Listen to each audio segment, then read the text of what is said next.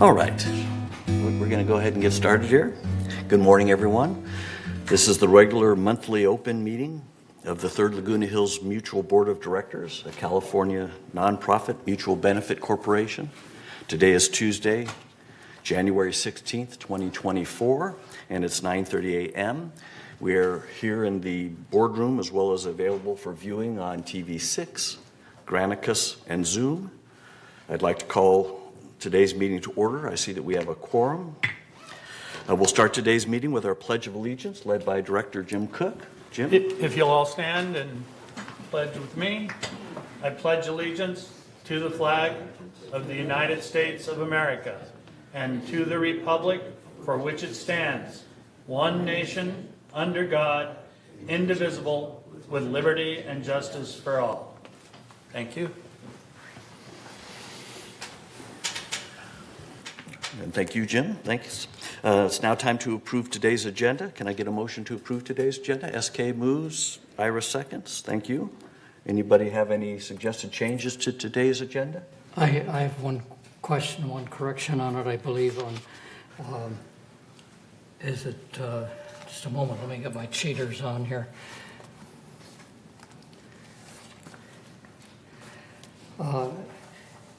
Section 9F, stating that the last meeting was...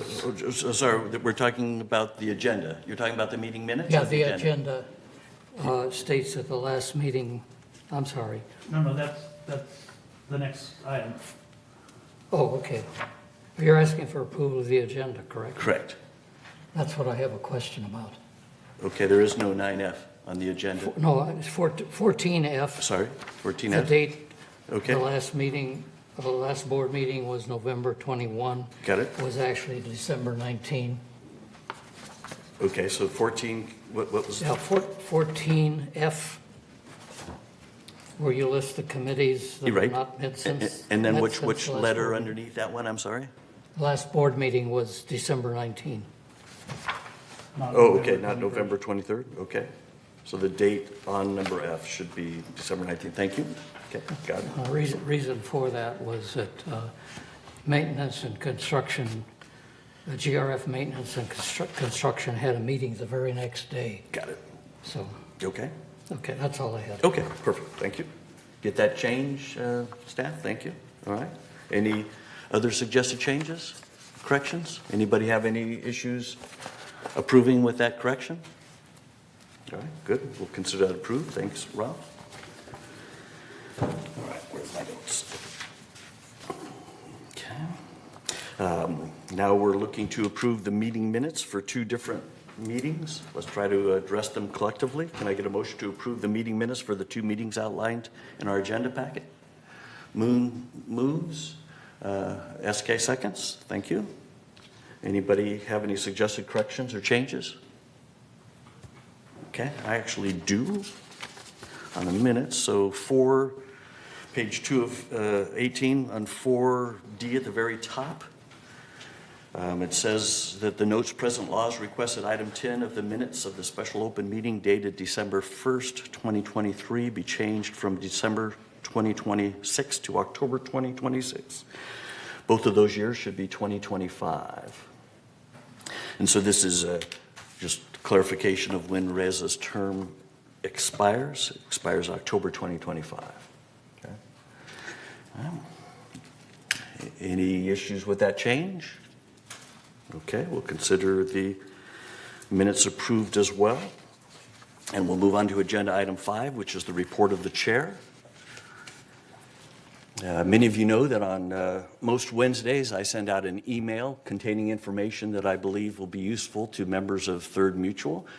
Members and residents have to opt in to this email distribution. So if you're not receiving them and would like to, please send me an email. I'll get you added to the distribution list. I mention these emails because 2 weeks ago I invited those of you who receive these Wednesday emails to share feedback regarding what you feel would be the top priority for the third board to address in 2024, other than reducing or not raising our assessments, which I figure is number one priority for everybody. I received 99 member priorities for third, the details of which I have shared with the other third board directors. Please be assured that we will review and consider all of the input received. Many of the received priorities are ones that the board is already looking at in some way, but the additional responses and information provided was shared as well, and we'll look into that too. Today, I thought I'd share a little verbal summary of the key priorities submitted. So as to not list them all, I assigned each a category, and the slide that you're all looking at, hopefully, shows the numbers of priorities received by category. The area that received the most priorities was landscaping, with the overall top member priority being to improve third's landscaping. Other landscaping related priorities included better training and supervision of landscapers, increasing the landscaping staff, using only non-toxic pesticides, transition to less noisy equipment, and allow artificial turf.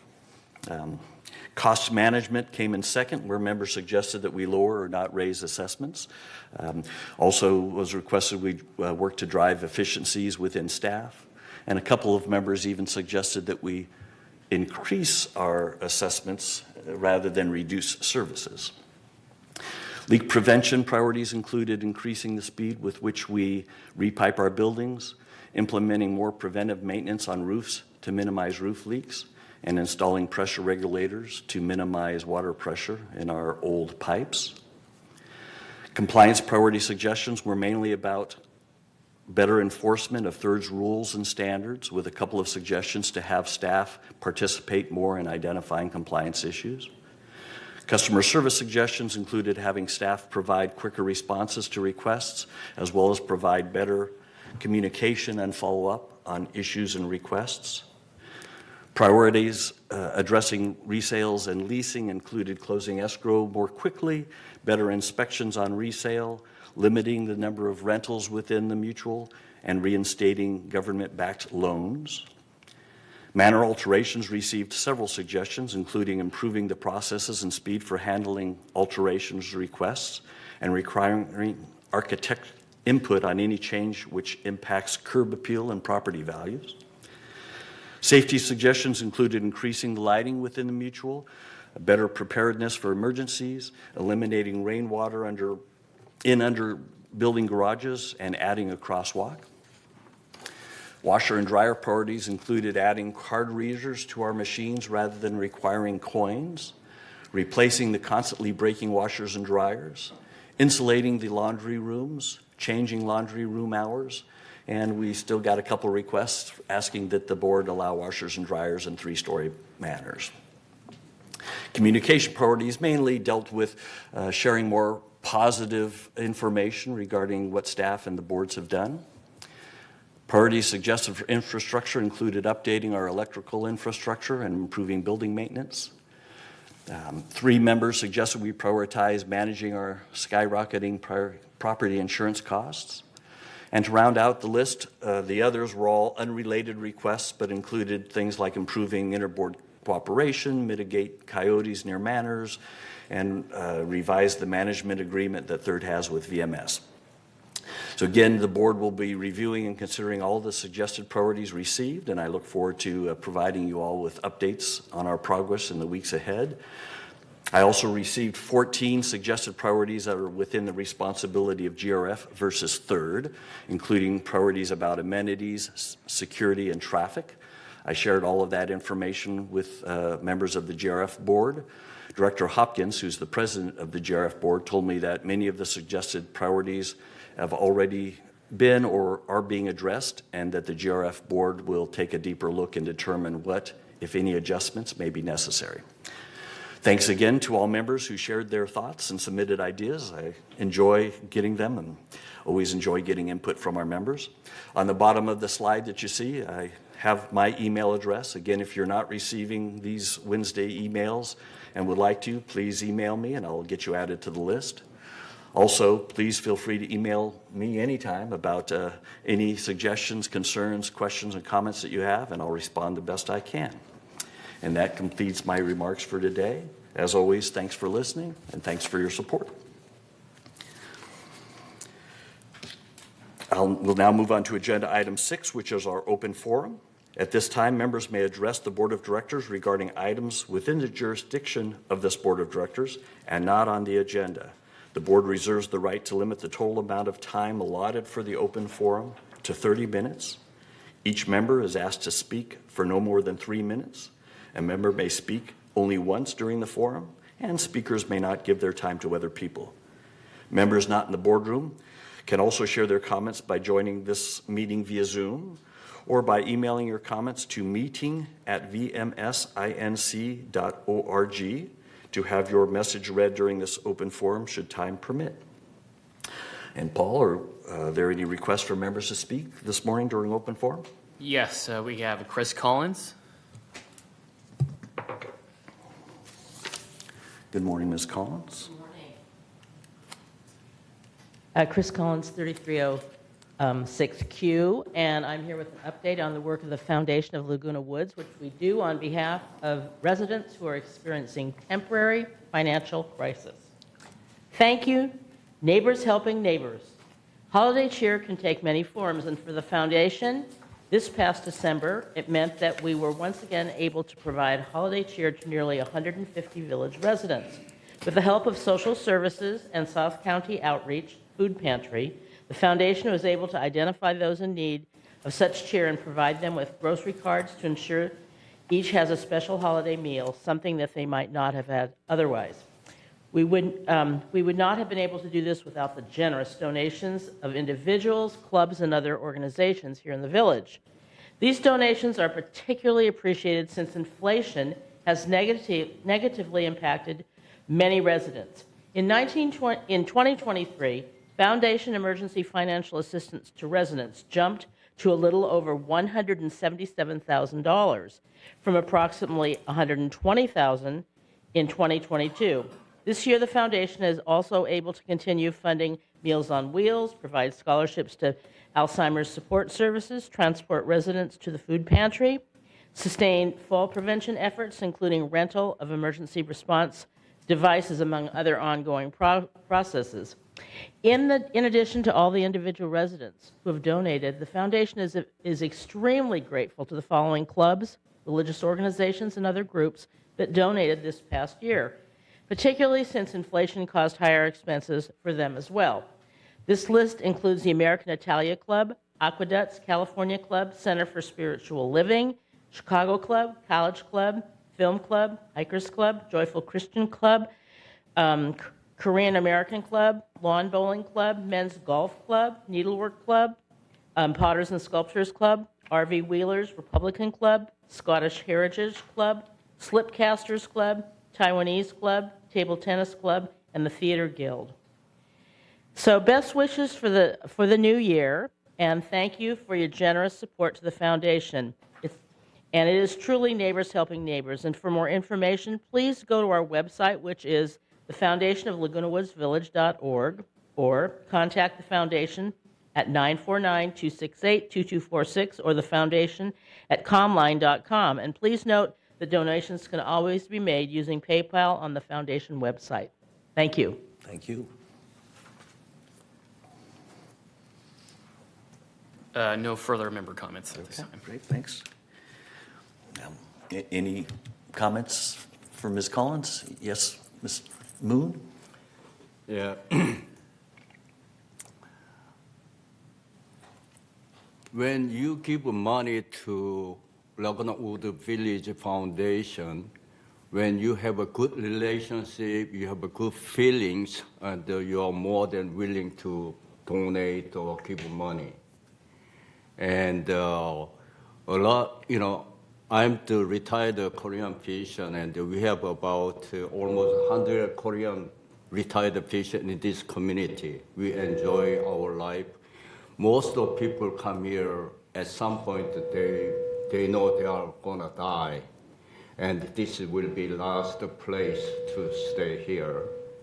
And then lately there has been a lot of uneasy feelings among that community.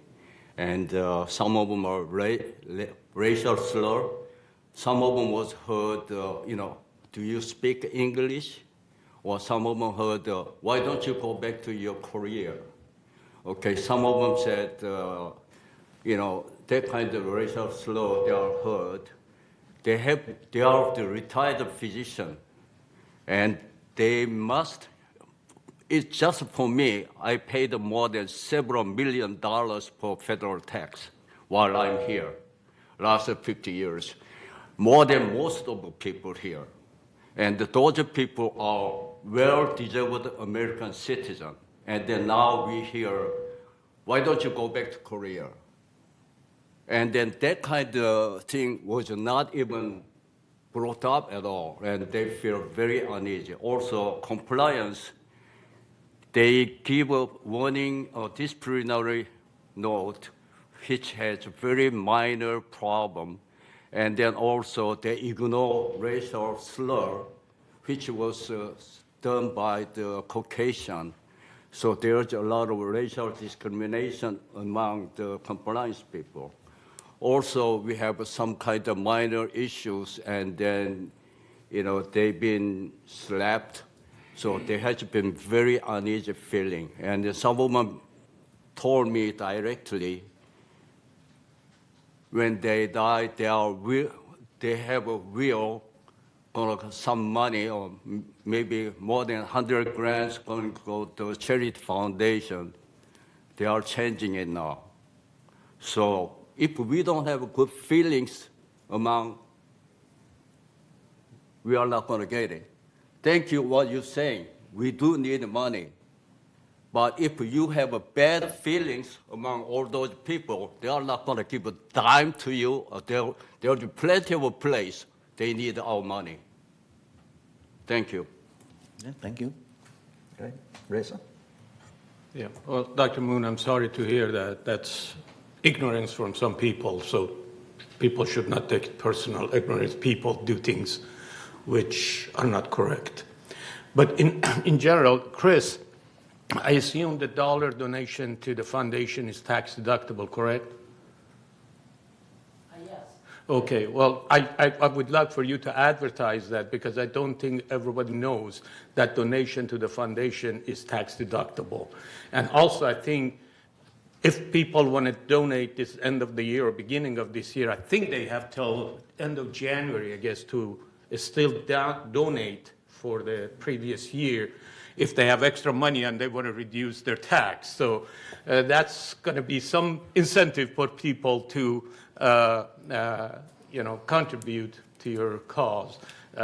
Because I don't think a lot of people know that your foundation is tax deductible.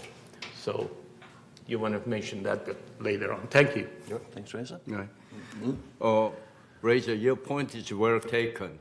But most of the people here now, they are not doing itemized deduction. We have an accountant here. So tax deduction, if you don't do itemized deduction, it doesn't make any sense. Well, Thanks.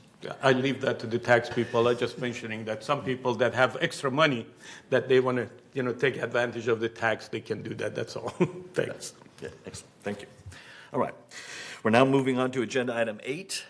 Similar to last year, most of our monthly board meetings this year, we hope to provide a department update segment where one of the leaders of VMS provides a short presentation about their organization to help communicate with our members who the leaders of VMS are and what their organizations do. Today we have Jay Allen, the manager of our damage restoration team, and Jay will be sharing some details about the damage restoration process for all of us.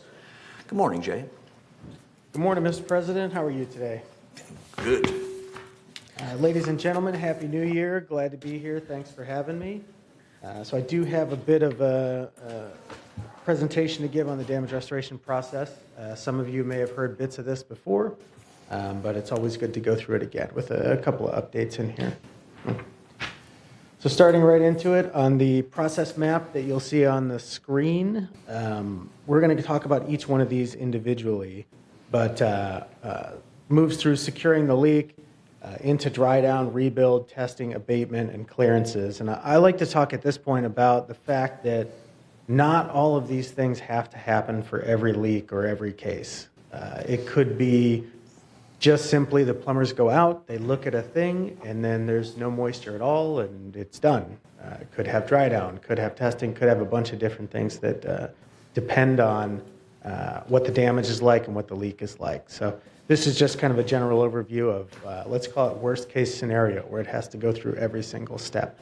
And I bring it up at this point because we're going to talk later on about how we have to work with the members to get this accomplished and how the communication goes and how it flows and has to be scheduled with the residents. So on to the first step, secure the leak.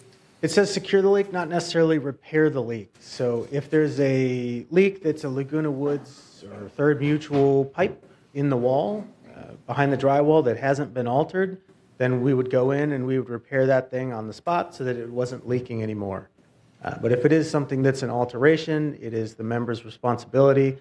We would simply leave a correction notice or make sure that they get it corrected. It's their property, so they get to choose who they want to do the repairs, as long as it's done correctly. And for a lot of cases, VMS is available for chargeable services for a lot of these things to be done. Specifically, we see a lot of toilet resets and things like that, so that's always in there. On to the next one. My staff will typically go out. Plumbers have moisture meters now as well, so they can tell. Moisture is not necessarily just what you can see. So very often we hear, oh, I cleaned it up with a towel, or I did whatever I could do. I know Mark is on the committee with the hearings. We hear everything from I put a little floor heater and a little fan next to it. And while that's better than nothing, probably, the moisture may not be detectable to the eye or to touch. So my staff has moisture meters, they have thermal cameras, they have a lot of different things that they do to find out if there's actually moisture present. And if there is, then we'll move into the dry down phase. And the contractors do use several different kinds of fans, dehumidifiers, different equipment that could be used, air scrubbers as well. And that would, again, be dependent on what the damage is like. So I know everybody hates those fans. We hate that you have to go through that. But often we have issues where people turn them off at night or turn them off at different times of the day. It slows down the process. So please, please, if you have those things in your manor, let them run. They all have hour meters on them, so they can see exactly how long they ran and if they were turned off. So please leave that running so we can get you back to normal as soon as possible. And then there could be damaged drywall, flooring, other things that need to come out during that process to expose the areas that need to be dried down or repaired that would be Third Mutual property. So the next one is testing and clearances. In some cases, the testing needs to go first and say, hey, there's a thing present, and then you move into abatement and then into clearances. What this means is somebody's going to come in, and whether it be bulk sampling, which is right from the thing itself, or from the air, they're going to take that into a lab. It's not something that they do on the spot or anything like that, but it does go into a lab, gets put under a microscope, and then next day, typically, we have those results and can move on to the next step. But that's to make sure that we catch everything. On the clearance side, or on the front end and the testing side, to make sure that we can tell if there's something that's there that needs to come out of there. So if there is a case where something is found there, or we just know that something is there and needs to be abated, that pretty picture up there is a containment type of area. We would block off an area and abate whatever item is there, whether that's mold or asbestos. The treatments would be handled differently, but we want to keep everybody out of there while we're getting everything back up to par, back up to speed where it needs to be. And then after that, we're going to go into the clearance testing and make sure that we got everything so that you're not walking into something that could be hazardous to your health in some way. That's obviously the chief concern there. Now, once the repairs are done, or the dry down is done, the abatement is done, whatever that may be, we lean into rebuilding. There's a picture there of kind of the final product.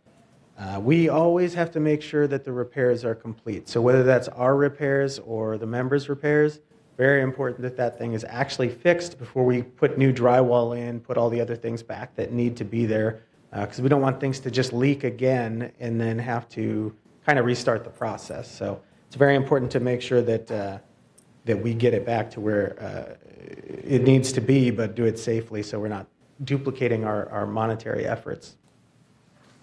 The contractors get it back to previous condition.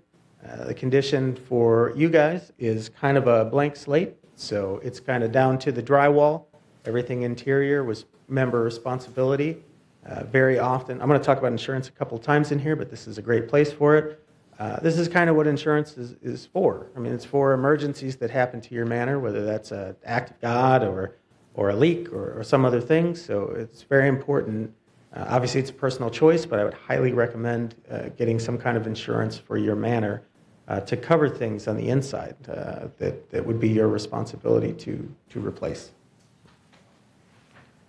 On to the next one, just kind of a picture, depiction of how this looks, what it looked like before, what it looked like during, and what it looked like after. Now, in the before picture, you can see that there was kind of more removed on the during, and that's almost exactly what I was saying. Not all that moisture can be detected to the human eye. It could be more damage than what you can actually see, even though you can see quite a bit of damage on that first wall there. But yeah, it got taken out, got dried down.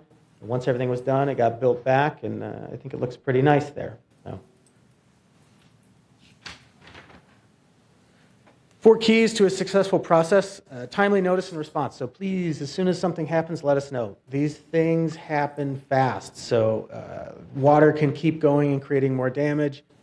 If it's left unchecked, it can grow mold.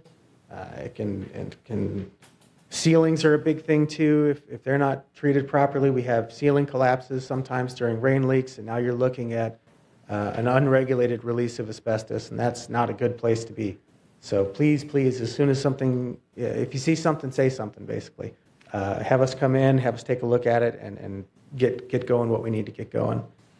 I have availability of on-call contract services. We're constantly getting new vendors in and trying to make sure that we have enough people on to react to these kind of things, whether that's the emergency side, getting somebody out there for a dry down to make sure that the damage is taken out of there or dealt with, or the rebuild side, which is another person. So we're making sure that we have people here for you, and then the communication throughout the process with the member is very important as well, because on the first slide there, that process map, we're talking about possibly having maybe 4 vendors in your manor at any given point, and we're trying to schedule that with you.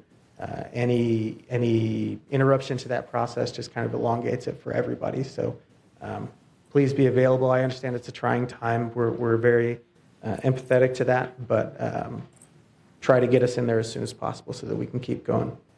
And then we are currently recruiting resident volunteers. We do have a resident we're looking into now, but always looking for more. You'd like to send something that way. What to do, what to expect. So this is a form that my team leaves when they come out. It's been a point of contention we've talked about a couple of different times. We're working on what that's going to look like in the future. But even right now, it does tell you kind of in this order, section-wise, what you can expect more or less to return to normal. So what may or may not be covered by the mutual. It tells you that there are going to be vendors in there may be equipment in there, things like that. It talks about whether or not you need to vacate and what to do in that instance. And then again, we're going to harp on this insurance thing, but please call your insurance company. And then it has phone numbers on the bottom there of who to call.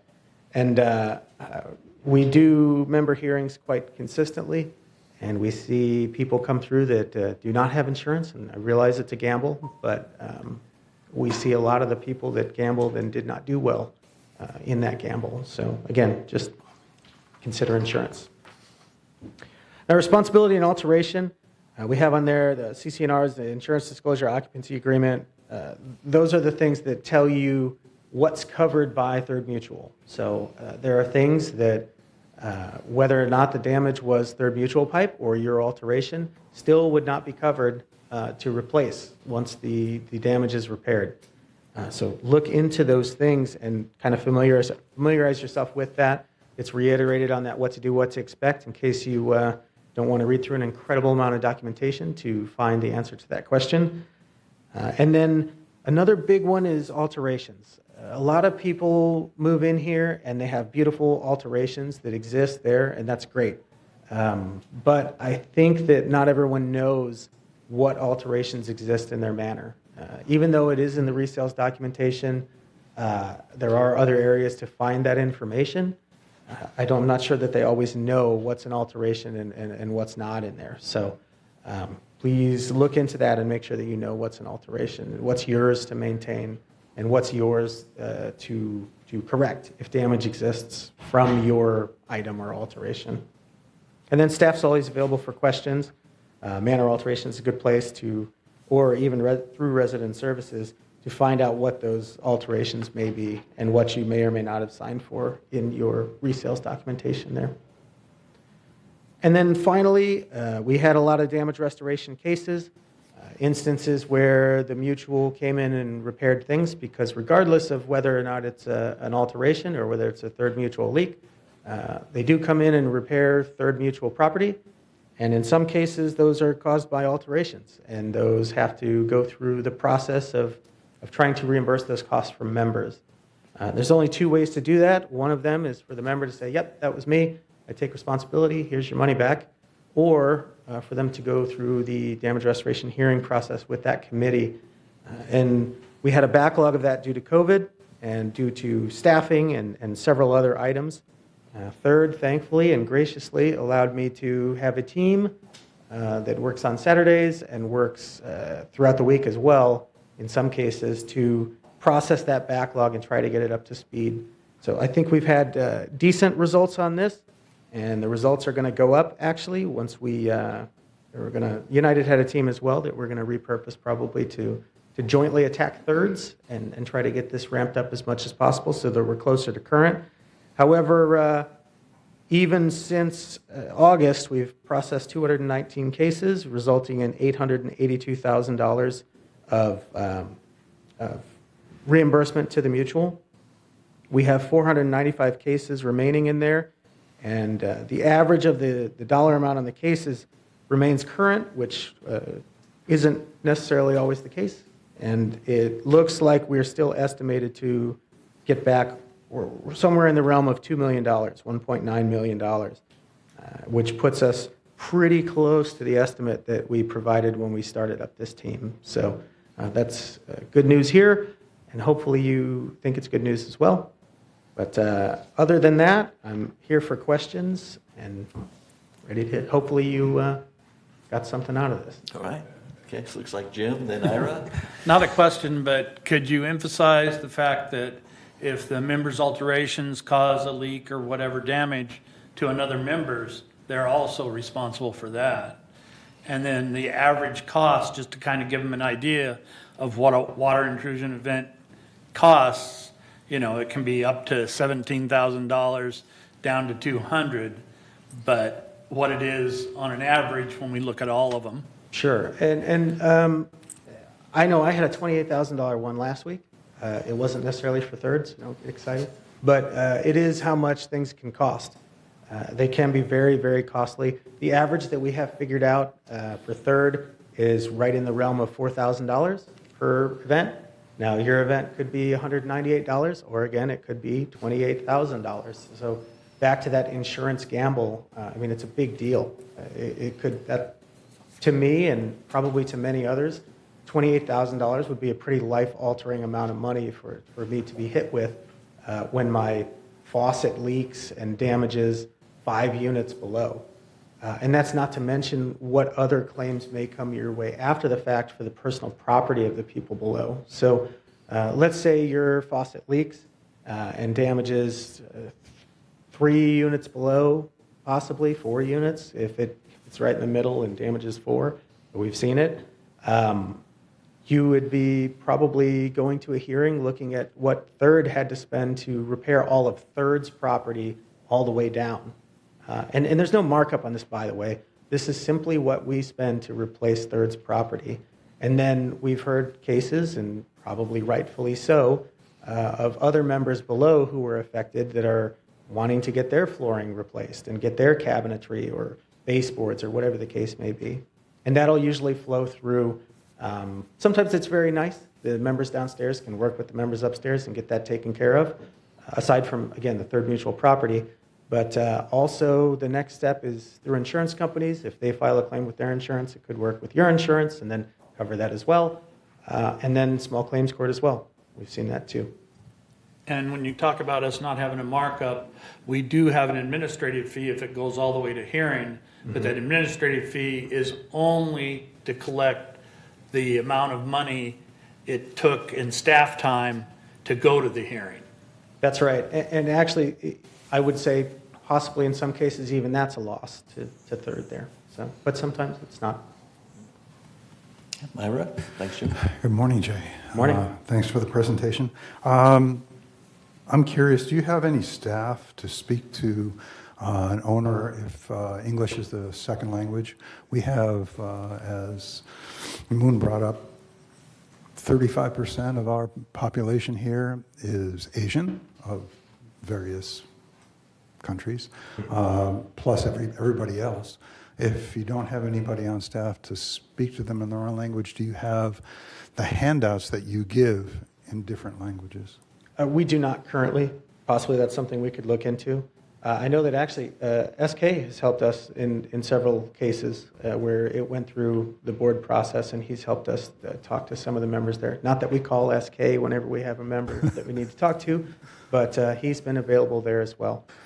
So that's something we should probably look into. Yeah, and the reason why I bring it up is because I've gotten stopped in the street or an email that my neighbor is confused because they don't understand all the handouts that they were given, and there's nobody there to explain it to them in their own language. And it's just one thing to clear up. Also, I was wondering on this, if you have any statistics on how many areas, let's say you go in and there's a leak in the kitchen wall. When you go in, is that the end of it, or how many times does that wall re-leak in a different area, let's say? You fix a pipe on the left side, and then on the right side, it leaks a year or two later. I could look up those stats, probably. I think that's probably a better question for our plumbing staff, but I'm sure M&C could look into that. We would see the damage and repair the damage. It's something we possibly could look up, but they would be the ones that would have to react to that anyway and look into a solution on how to fix that. But I'll definitely bring that back to them. Yeah, because if you have a pinhole leak on one side, you're almost assured that at some point that you're going to get another pinhole leak on the other side. Same pipe, but just a different area. And I was wondering how frequently that is, because that would lead me into, your answer would lead into another question of perhaps we should, when you open a wall, replace all the piping in that wall, not just the affected, leaking, small 1 foot area.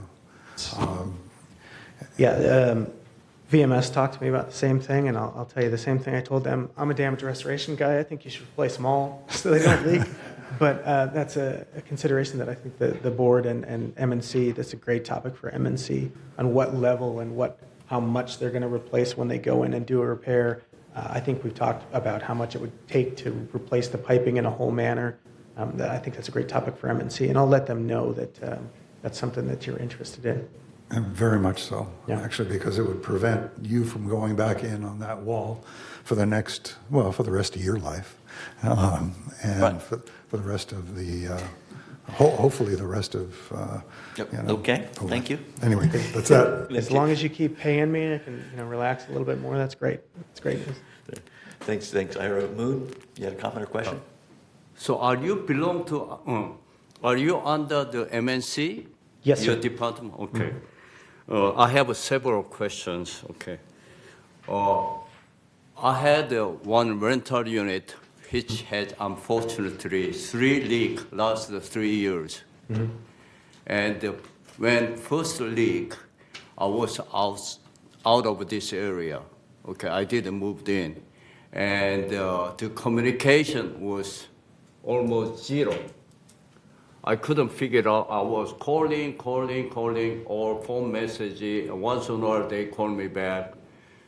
No communication, basically. I didn't have a clue. I didn't have no clue what's gonna happen. The communication very bad. Second one, communication, I was here a little bit better. By then, I was a director, and maybe that I had a little bit better communication, but still, I didn't know what is the real process. Okay, third one had just a little bit pinhole. Then I went right to the, and then they fixed it right away because tiny little bit. Okay, that was done very nicely.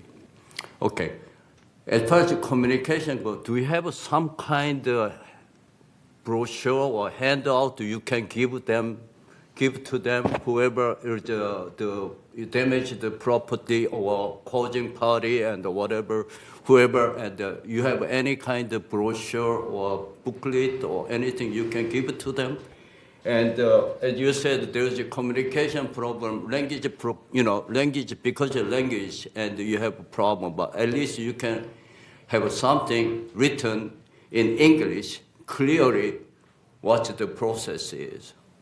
I want you to have that and give it to them, and because they don't know what the process is. I didn't know. Okay, second one is when you have a restoration contract, how many contracts do you use? You have only one contractor, restoration contract coming, like plumbing, plaster, whoever, and you have a certain group of contracts you have, right? Mm-hmm. You can contact. Does a resident have a choice? They can choose? No, not typically. Yeah. We would. So this is exclusive contract you have with those people. Resident, what I hear from many residents, they are very upset about that. And they don't have any choice whatsoever. Whatever you gave them, they have to take it. Okay, either it's gonna be costly or slower, or maybe faster, whatever it is. They don't have any choice. They are very unhappy about that. Okay? So, hey, can I address those two Go real ahead. quick? And then, so you mentioned communication first. So, communication, typically right now, we don't have a brochure or booklet that we give to the manor above. And I believe you're talking about if they have a leak that's their responsibility and it damages your property, something that you can give to that member or give to both members to kind of exchange information. Is that what you're referring to there? No, whatever. I didn't know what the process is. Okay. And then the first case was upstairs they had, right? Yeah. They blocked me to contact them. They don't give me any information to guy above me. No phone call, no email, no contact. I thought, wow, he must be very well protected. So, finally it took about a year, 2 years, contacted all that, and we resolved the issue. Okay, but, okay. May Okay. I continue? So let me hit the contractors real quick. So you asked about the contractors and how many we use. We do have a good amount of contractors, and they're kind of purpose-driven. So I have several contractors that do the same thing, which is more or less a simple dry down, maybe removals, maybe a smaller area of removing drywall. They can even replace drywall too. All of those are blessed by the boards. They are cost-checked against the other members or the other vendors that we use. They do have the certifications that we're looking for to make sure that the job is done right. And you mentioned that the member doesn't have a choice, and that's somewhat true because we're not going in and replacing the member's property. We're going in and replacing Third's property. So it's kind of like they borrowed Third's car, they wrecked Third's car, and Third wants to have they want to know who's going to fix their car. They want to know that it's done correctly rather than having someone. I'm sure you have great contractors, but Third wants to make sure that they have their contractors repairing Third's property. I do concur. I do agree with you. We need a quality work done. Okay. Besides that, This country has a Sherman Act, Antitrust Act. So we don't want to have any monopoly. So you are monopolized with your contract. Regional doesn't have any choice. Okay.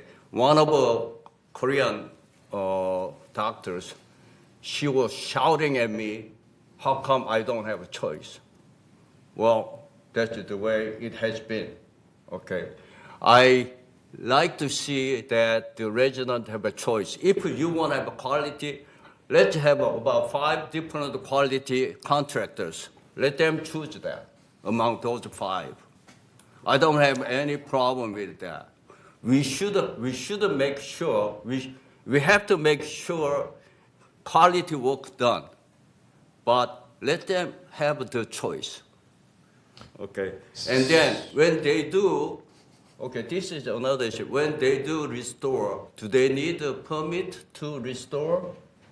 But it depends on what they're doing. Depends on what they're doing. Depends on what they do, they need a permit? Sometimes they do, Sometimes, okay. but not always. Okay. And we do have 5 different contractors that we do use. We don't currently offer choice because we need that amount of vendors to simply react. I know during the rainy times, I had every one of those vendors almost maxed out with going in and doing dry downs. So if we, and obviously this is up to the board if they want to address this at some point, but if we let the members choose which vendor they wanted and everybody wanted one vendor and did not want other vendors, then they would be sitting with moisture damage in there until that vendor probably had enough people to go out and react, creating more damage and more money for third. So it's not that we send just one, it's not like a monopoly where we send one vendor constantly for all dry downs. We do have 5, and it's based on availability, not necessarily choice. So if the board wants to address that at some point, they can. That's great. If you do have 5 contractors, let the resident know we have a 5 contractors. Let them choose them. Let them choose among those 5. So, the resident can call any of them. They can choose whatever they want. Let's give them choice. So that's a board decision. They'd be Yeah. happy to do that if that's what the board directs them to do. So we can bring that up one of these meetings and we can talk about it. No, monopoly is, there's a lot of concern, what I hear. Okay, not the last debate. This is one of the most common requests or questions I'm receiving.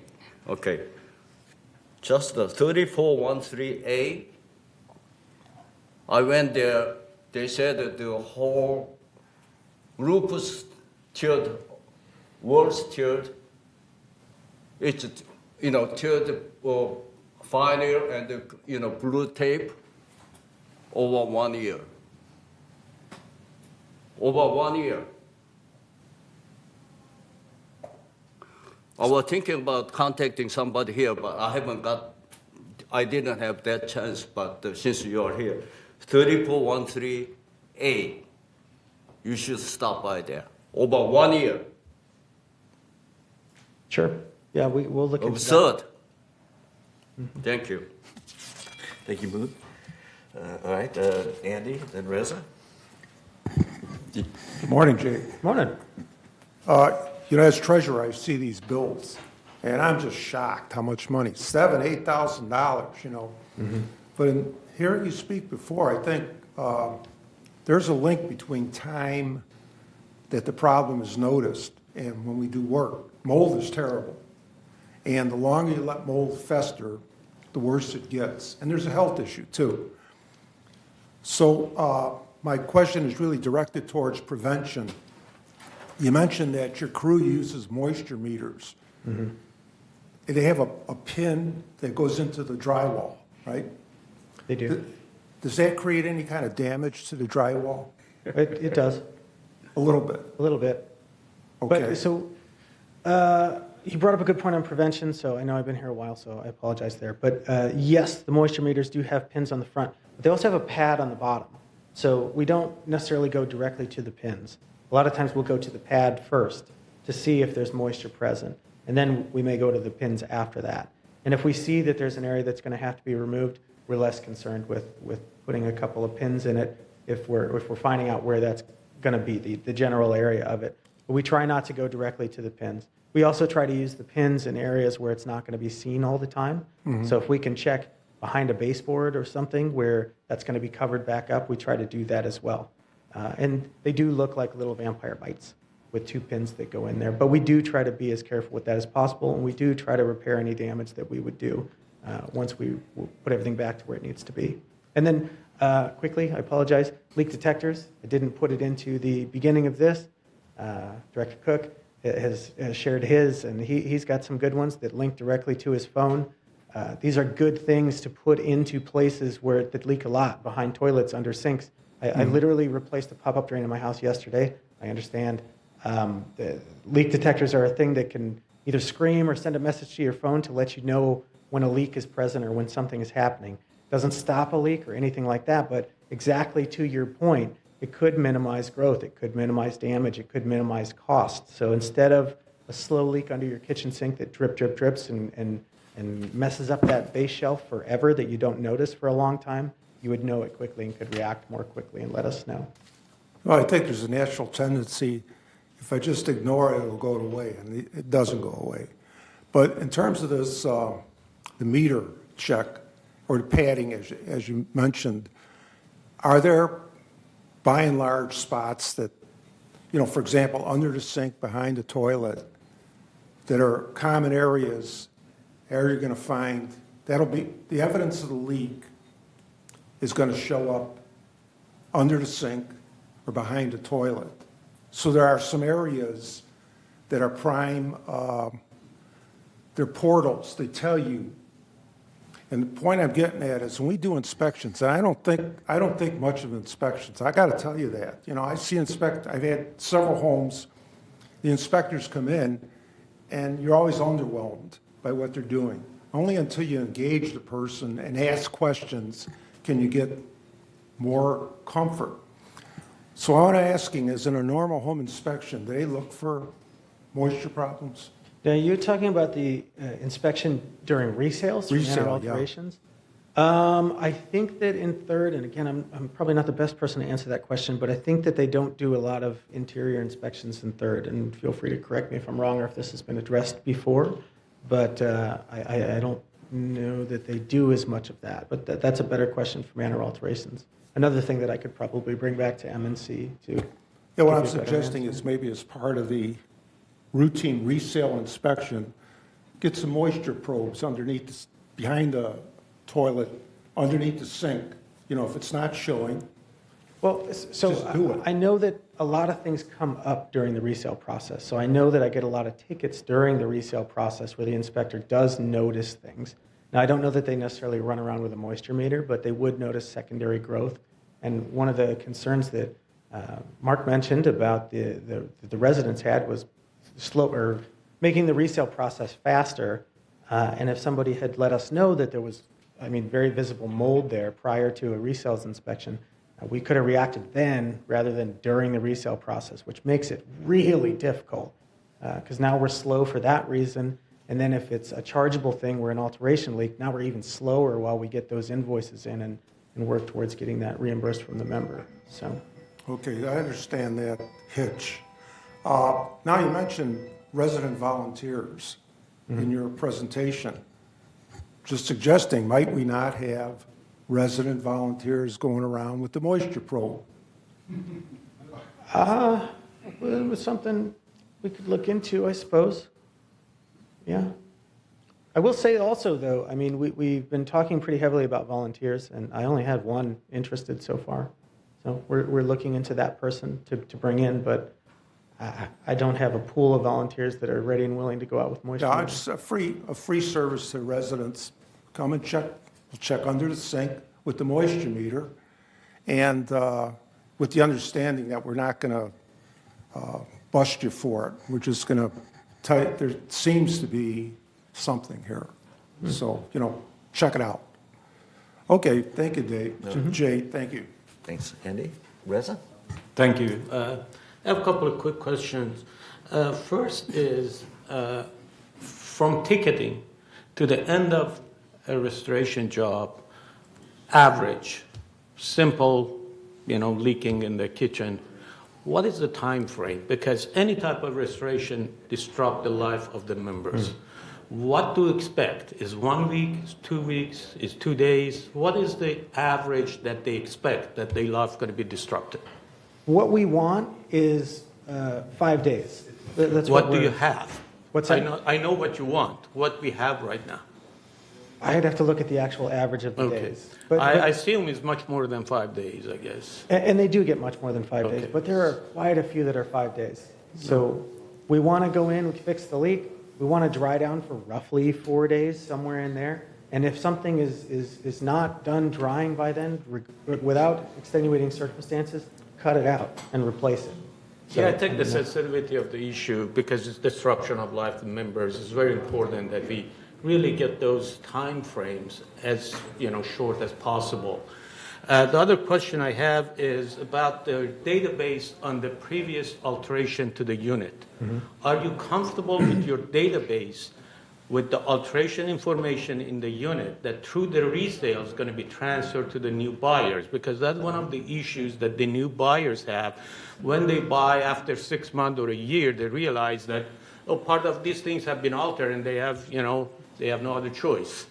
Do we have a robust data to transfer the correct information to the new buyers through the process? We do have a database. It does have a lot of alterations in it, and it does get laid out very specifically to the buyer. There's a list that comes out. There's also a caveat on the bottom, which I understand is I don't want to say technicality, but it does say if there's anything else in there that's alteration, it would still be your responsibility, whether it's listed or not.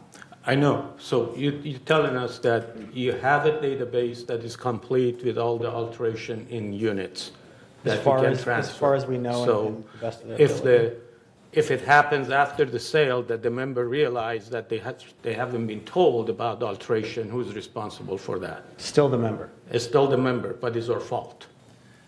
Well, it's their responsibility, not necessarily. I their understand, but they ask for the information from Yeah, us. No, so- let me get this clear. But They you- ask information from us. Yes, and I And we can't, don't I give them can't, the I can't think information. of a case when during a hearing, they've come in and said, I didn't know about this, when we were able to show them the piece of paper that was in their packet that said that alteration was there. But if that information is not there, then If- its if- third if- is if- responsible. If. No, Okay, I just no. want to make sure. What it is we only have the information on the authorized alterations. The person prior to them could have done alterations without getting a mutual consent. And we don't know about those, so those won't show up in our data report, but it's still the responsibility of the new owner. Correct, Jay? It is, and then also, and I know all of the members of Third are perfectly honest and upstanding, but realistically, they could buy it with that list of alterations, could alter that themselves 6 months after and go back and say, hey, it was already done before me and it was not listed, so. Then I not have that- the issue with the inspection. And that's okay, we'll work on that. Yeah, because the inspection should reveal The the board will work unauthorized. on it. Yeah. We agree, and we've been talking about that with the manor alterations team, so appreciate that. Appreciate that. I finished. No, you're one of the newer guys, so that's fine, thank you. Ralph? I have one quick question. Between the dry down and the final rebuild, did you mention something about some testing in there? Is there anything that has to be tested between the two? There could be, there could be. If there's specifically, if there was abatement, they definitely would be testing in the middle there. If they're taking out something, there would be testing present before we would rebuild. So it's after dry down, they test it, make sure it's dry, Yes. and then there's some testing after that before you rebuild? Well, if something was removed, it's possible depending on how big that area is. But after a simple dry down of just going in and drying it down, that would be my staff going in there and just making sure it's dry. And then there would actually be no need for rebuild because nothing's removed. But if something did get removed, depending on the square footage of that, there may be testing required. And again, definitely if abatement is involved and they know a substance is present and they're removing that substance, then absolutely testing would be done on the clearance side. Okay, and that's based upon the original inspection then, to some extent? To some extent, yes, but also, I mean, once you get in there, you never know what you're going to see. Yeah, so once you see something, whether you go in to do any other testing afterwards, before rebuild, depending what you find in that area. Yes. Okay. Thank you. Thanks, Ron. SK?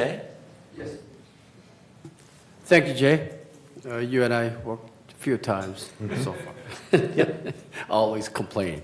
Anyway, I mentioned once before, I think communication, when that happened, communication is very important.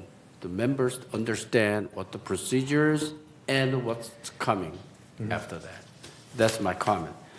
My question to you is, I see state and the South Coast Restoration, those two companies you normally use. Am I correct? Those are two of the vendors we use, yes. Yes.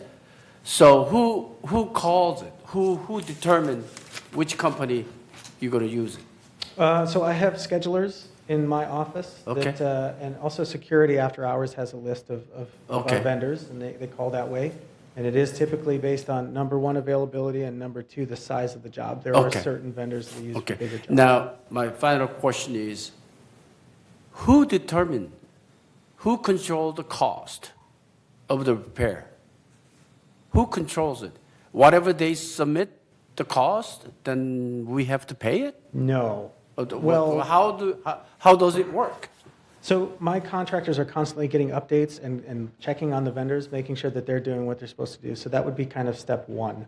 They have contract prices that are specifically laid out of exactly what every single line item costs. So I have another specialist that looks through that and makes sure that their costs don't exceed the line item on the contract, and that dollar amount is correct based on the services that were already determined to be correct. And then I hope this doesn't continue, but as of right now, I'm touching every invoice personally and making sure that it makes sense. Okay, well, the reason I'm asking that is people complain, wow, this much cost? That's what the people's wow about. So I just want to make sure we control the cost of repair and whatever it costs. You know, to me, it's skyrocketing We at this do, point. and I constantly say that when I leave here, I'm going to start a dry down company. Okay, because, thank you. It's a lot of money. Moon. Yeah, SK, that means we, who is we? Means VMS staff. On behalf Staff, of the yes. restoration staff, Yes, that's what I meant. not the resident. No, no. Okay, I want those we choice to be resident, but that's a different matter. Okay, so we are getting some money back. So we have about 2 million to get the money back. Estimated, yes. Okay. How that created? Is that the dry out cost, restoration to the mutual done? So that's everything. That's the plumbing cost that's involved. It could be our carpentry staff, that dollar amount. It could be the dry down. It could be abatement, testing, rebuild, electrical use reimbursements for the manners affected. If their unit above leaks and damages something downstairs and this person down below has to use electricity, that gets billed back as well. Everything gets included into this. Basically, if there's a thing that's your responsibility and it leaks, every single dollar that it caused to third, not to the other members below. But we do try to go back for every single dollar and make sure that we don't miss anything on behalf of third. Okay. So all those costs you're trying to, or you're getting reimbursed is whatever third mutual cost, right? Your cost. Yes. And the resident cost has nothing to do with it. Oh, you're talking about for their own personal property, for their flooring? Oh, No. so this that is has not- nothing to do with it. That's nothing to do with it. Another one is my experience, okay. The electric cost reimbursement, I didn't know we have that until here. I heard, one of the meeting I heard. So I sent the email to Jim and Mark, and Mark sent me link. A lot of residents don't know. Okay, if you ever make a booklet or brochure or anything, I want you to include that how, or whatever link is. Whatever it is, the communication is very, very poor. The resident, okay, look at this. This is very unfortunate, unhappy incidents. So we go in trying to help. We gotta make the best effort so their unhappy situation be at least a normal or better situation. Then my experience from restoration the team, they are coming, they're bullied. We are here, you are nothing.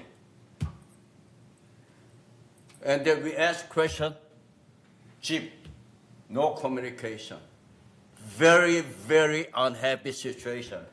Then you want to restore, you don't have any choice. I'm going to give it to you, you take it. As he said, how much it cost?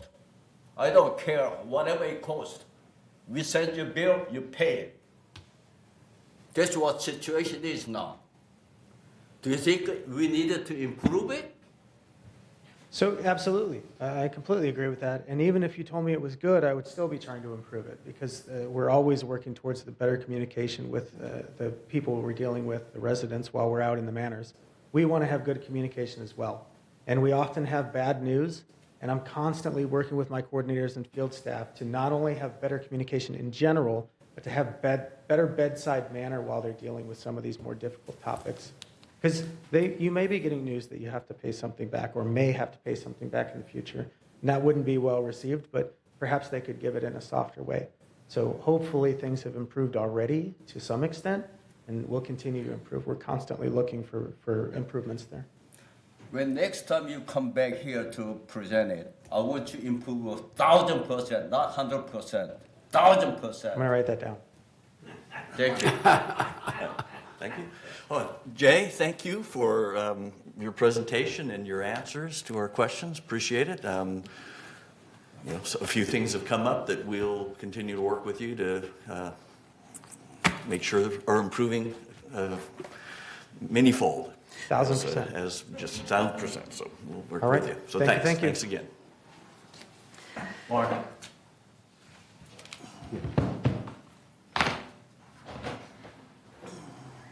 Just a moment.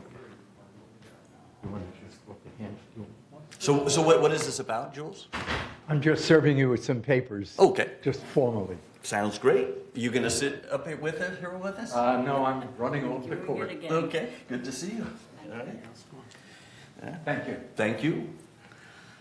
Yeah, I have got them. All right. Moving on to agenda item 9 with all that, which is our CEO report. Joanna, it's all yours. Thank you, Honorable President, members of the board, and those in the audience. This morning I want to share key village updates, but I want to start with an overview of the services that are available for cleanup and organization as we enter the new year. Coming out of the holidays, we all have all those cardboard boxes. We want to remind everyone to please break down those boxes. As we know, about 80% of all U.S. products are packaged in cardboard, and while recyclable, paper and cardboard comprise the largest component of the municipal solid waste stream. So we really want to get those cardboard boxes into the recyclable waste stream. So please break down your cardboard boxes and place them in the recycling container. This helps us be environmentally friendly, and it will give neighbors equal options to use those bins as well for their cardboard boxes. So again, please break down your boxes. We want to remind everyone that bulky item pickup is also available on a weekly basis through CR&R, the contracted hauler through the city's contract. Please place your items by the shared trash enclosures or on the curb where your personal trash and recycling carts are collected. These items can go out between 7 p.m. the night before and 8 a.m. on pickup day. Car parts and construction, demolition, and hazardous waste are not permitted, and items that are too big to be loaded into a vehicle by 2 people are not accepted.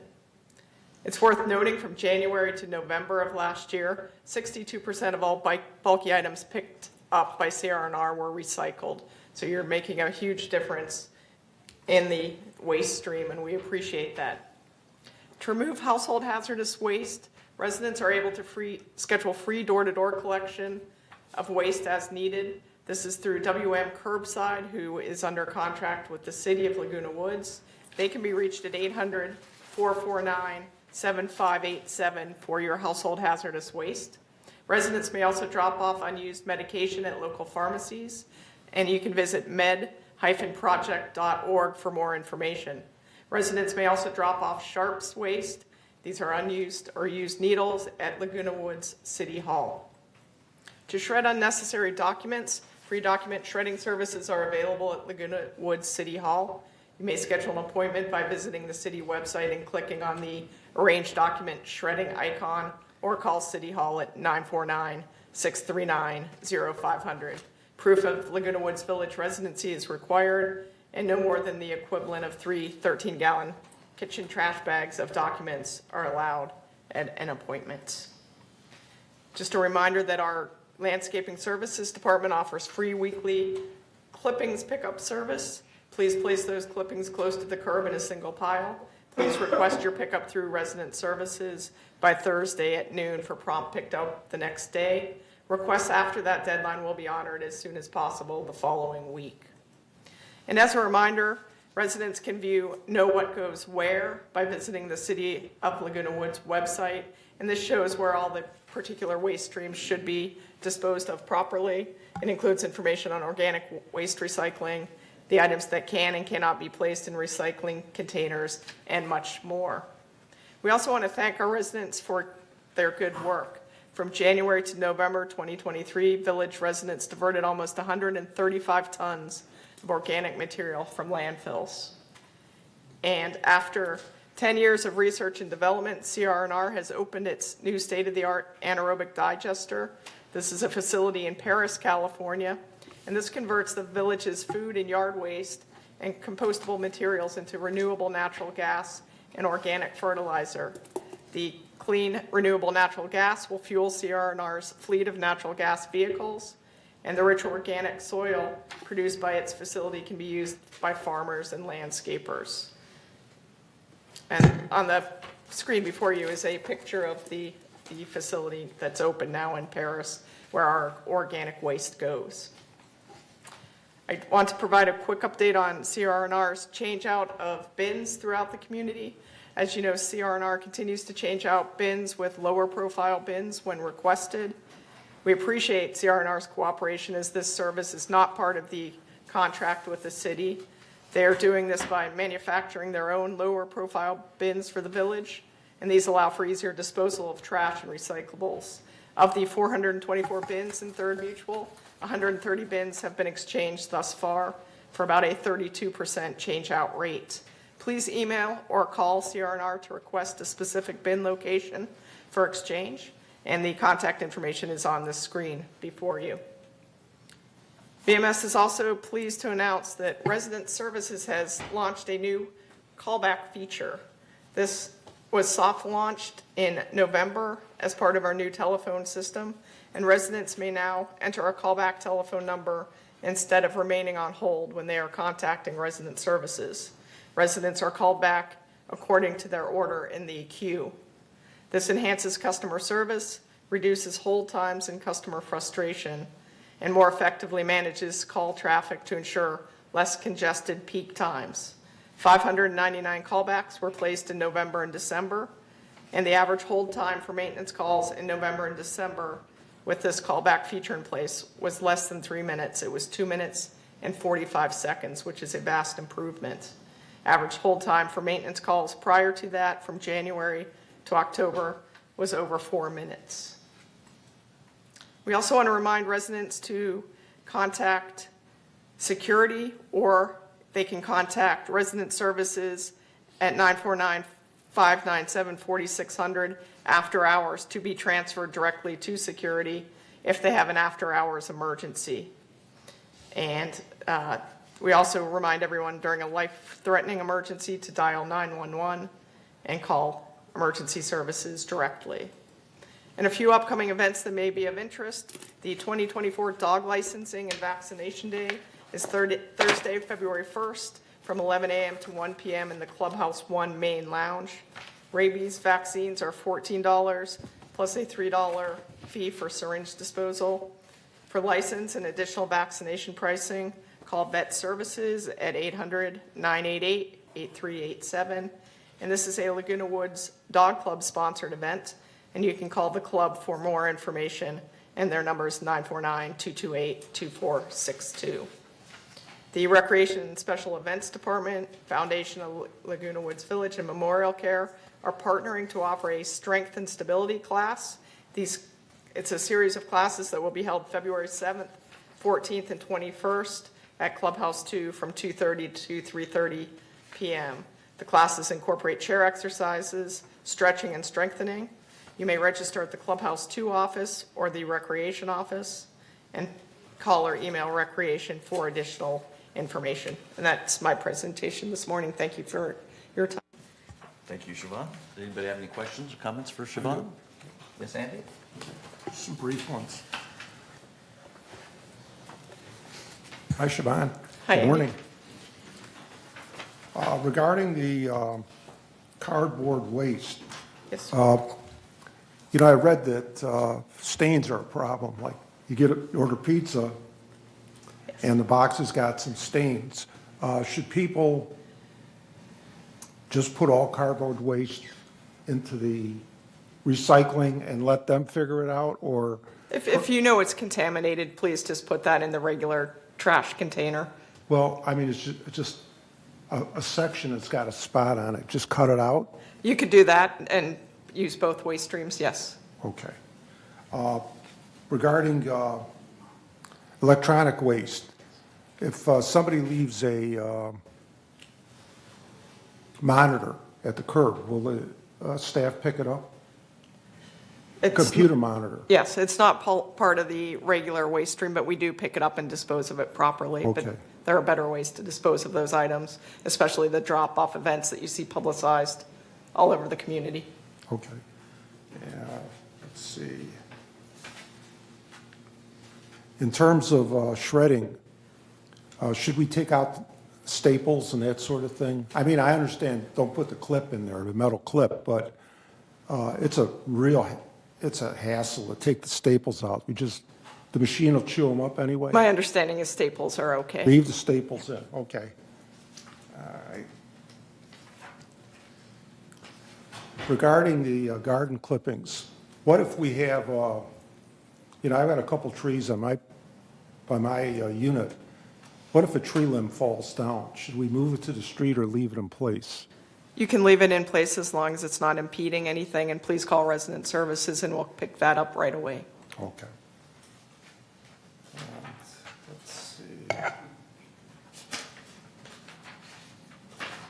Final item regarding the Recreation and Special Events Department partnering with Memorial Care. There's a general concept called AOA, Active Older Adult. And there are a number of classes that have been developed for active older adults, where in a 50-minute period, you cover strength training, there's a little aerobics, there's stretching, a little bit of everything. I'm not so sure that my wife went to one of these just yesterday, and the chair exercises, I don't know how that fits in with an active older adult, although, you know, not having been there, I don't know. I will check it out. But in that regard, I was wondering, are we going to offer anything like a Zumba light? You know, regular Zumbas, for me, I'll tell you, it's too much, running around and all that. But is there going to be some sort of aerobics that are a little bit lightweight, let's say, so we can get our cardio going? I can pass that suggestion along to our recreation department. Okay, thank you, and I will check with them. Okay. Thank you. All right, thanks, Andy. Moon? Yeah, I see the rabies vaccination. It's to the dog, right? Not the human, right? Correct. Okay, here, I want to make sure. Okay, another thing.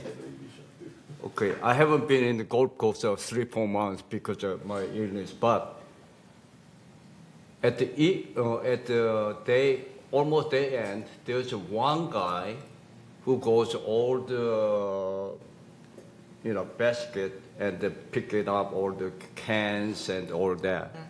and to do that.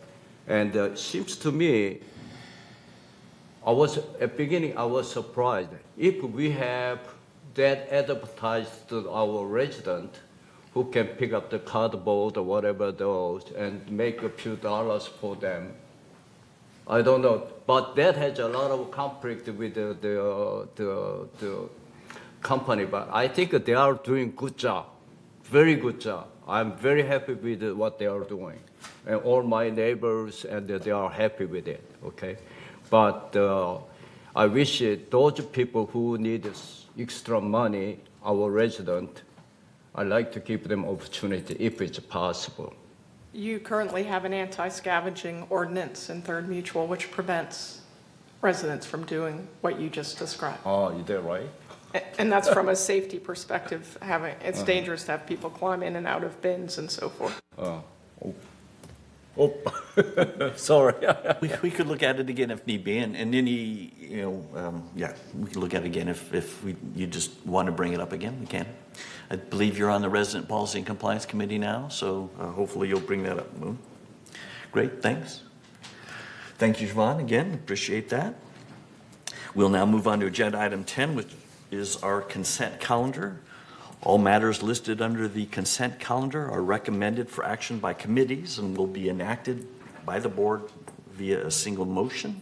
Today, per the consent calendar, the board is being asked to ratify the preliminary financials for the month of November 2023 and approve a variance request recommended by the Architectural Controls and Standards Committee, otherwise known as ACSC. Can I get a motion to approve today's consent calendar? Jim moves. Ira seconds. Thank you both. Any questions, comments from anyone regarding the consent calendar? Any issues with approving it as is? Okay, we will consider the consent calendar approved by consent. We're up to agenda item 11, where we will be discussing and voting on unfinished business. Today, we only have one unfinished business item to discuss, and that is agenda item 11A, for the board to entertain a motion to approve a new barbecue policy. These updates were recommended by the Resident Policy and Compliance Committee. As you may recall, our previous barbecue policy was rescinded completely by this board back in September of last year. And so effectively today, we have no rules at all regarding barbecues in place. The board in September asked that the Resident Policy and Compliance Committee come up with a new, simpler policy for barbecues. And last month, the board reviewed that proposed new policy and voted to put it forward for 28-day member review and comment. So today, we'll be voting as to whether or not to implement the new barbecue policy going forward. First, I'd like Chris to read the resolution for us. Okay, before I read it, just to let you know, there are 4 Scribner errors in the resolutions. Therefore, I will read them without the errors. Okay? Thank you. Barbecue grills, rules, and regulations. Whereas Resident Policy and Compliance Committee has recognized the need to adopt barbecue grills, rules, and regulations to set forth guidelines for the use of barbecue grills. Now therefore be it resolved on January 16, 2024, the Board of Directors of this corporation hereby adopts the barbecue grills, rules, and regulations as attached to the official minutes of this meeting, and resolve further that the officers and agents of this corporation are hereby authorized on behalf of the corporation to carry out this resolution as written. Okay, thank you.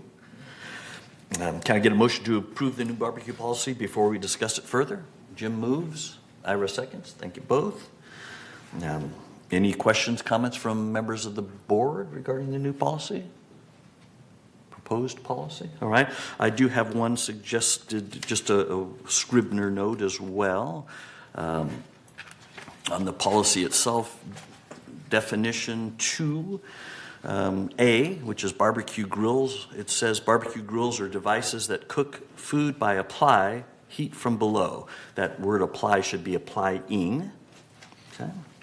And thank you to the member that mentioned that to me. Okay. Did you have anything you wanted to say, Ralph, on this policy? Yes, I don't know why I didn't notice it before, but paragraph 3, item B, I think is very confusing the way it is stated. I think all that needs to be stated in there is that the propane tanks that are used need to be not greater than 15 pounds of propane, which is clearly stated on the tank itself. There's no reason to go into a more deeper discussion than that in that area. It's just a matter of simplification, just a suggestion. Okay, all right. Anybody have any thoughts on that? I think this wording was used just because when you go and want to buy a tank, it says it's 20 pounds at the store versus 15 pounds weight having to look at the thing. But No, the store, the tank itself is marked as 15 pounds. The term 20 pounds is what is referred to in the industry. Most people don't know about that and how the tanks are rated. There's nothing to indicate 20 pounds. The fact that it's common one is fine, but why I just don't think we need to go into the explanation on it. Simply say that it is 15-pound net weight of propane, which is clearly marked on the tank. That's the way it's sold. okay, I think in this case, someone went on Google and, typed in standard propane tank, and this is the definition that they got. Yeah, but So I if they think were that it's looking to buy, confusing to it would people. kind of tell them that. Okay, Just fair a enough. suggestion. Okay, appreciate that. Okay, we'll see. All right. Okay. Any other comments, questions? Any? Okay. Any other thoughts on 3B?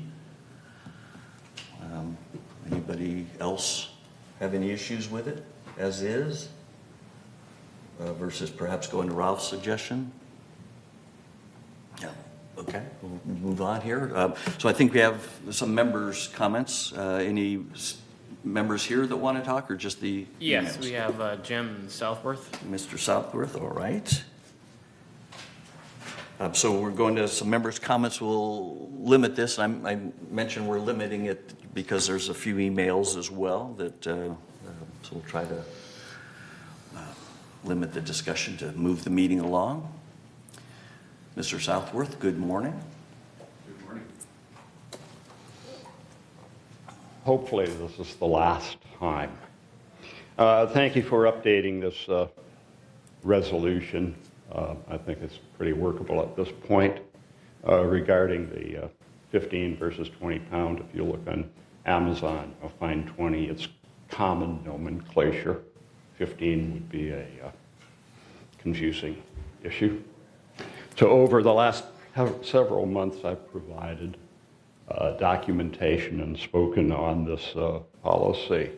Other than some comments of fear, bias, and non-supported information, nothing that I've stated before or the documentation that I've provided has been adequately or refuted at all.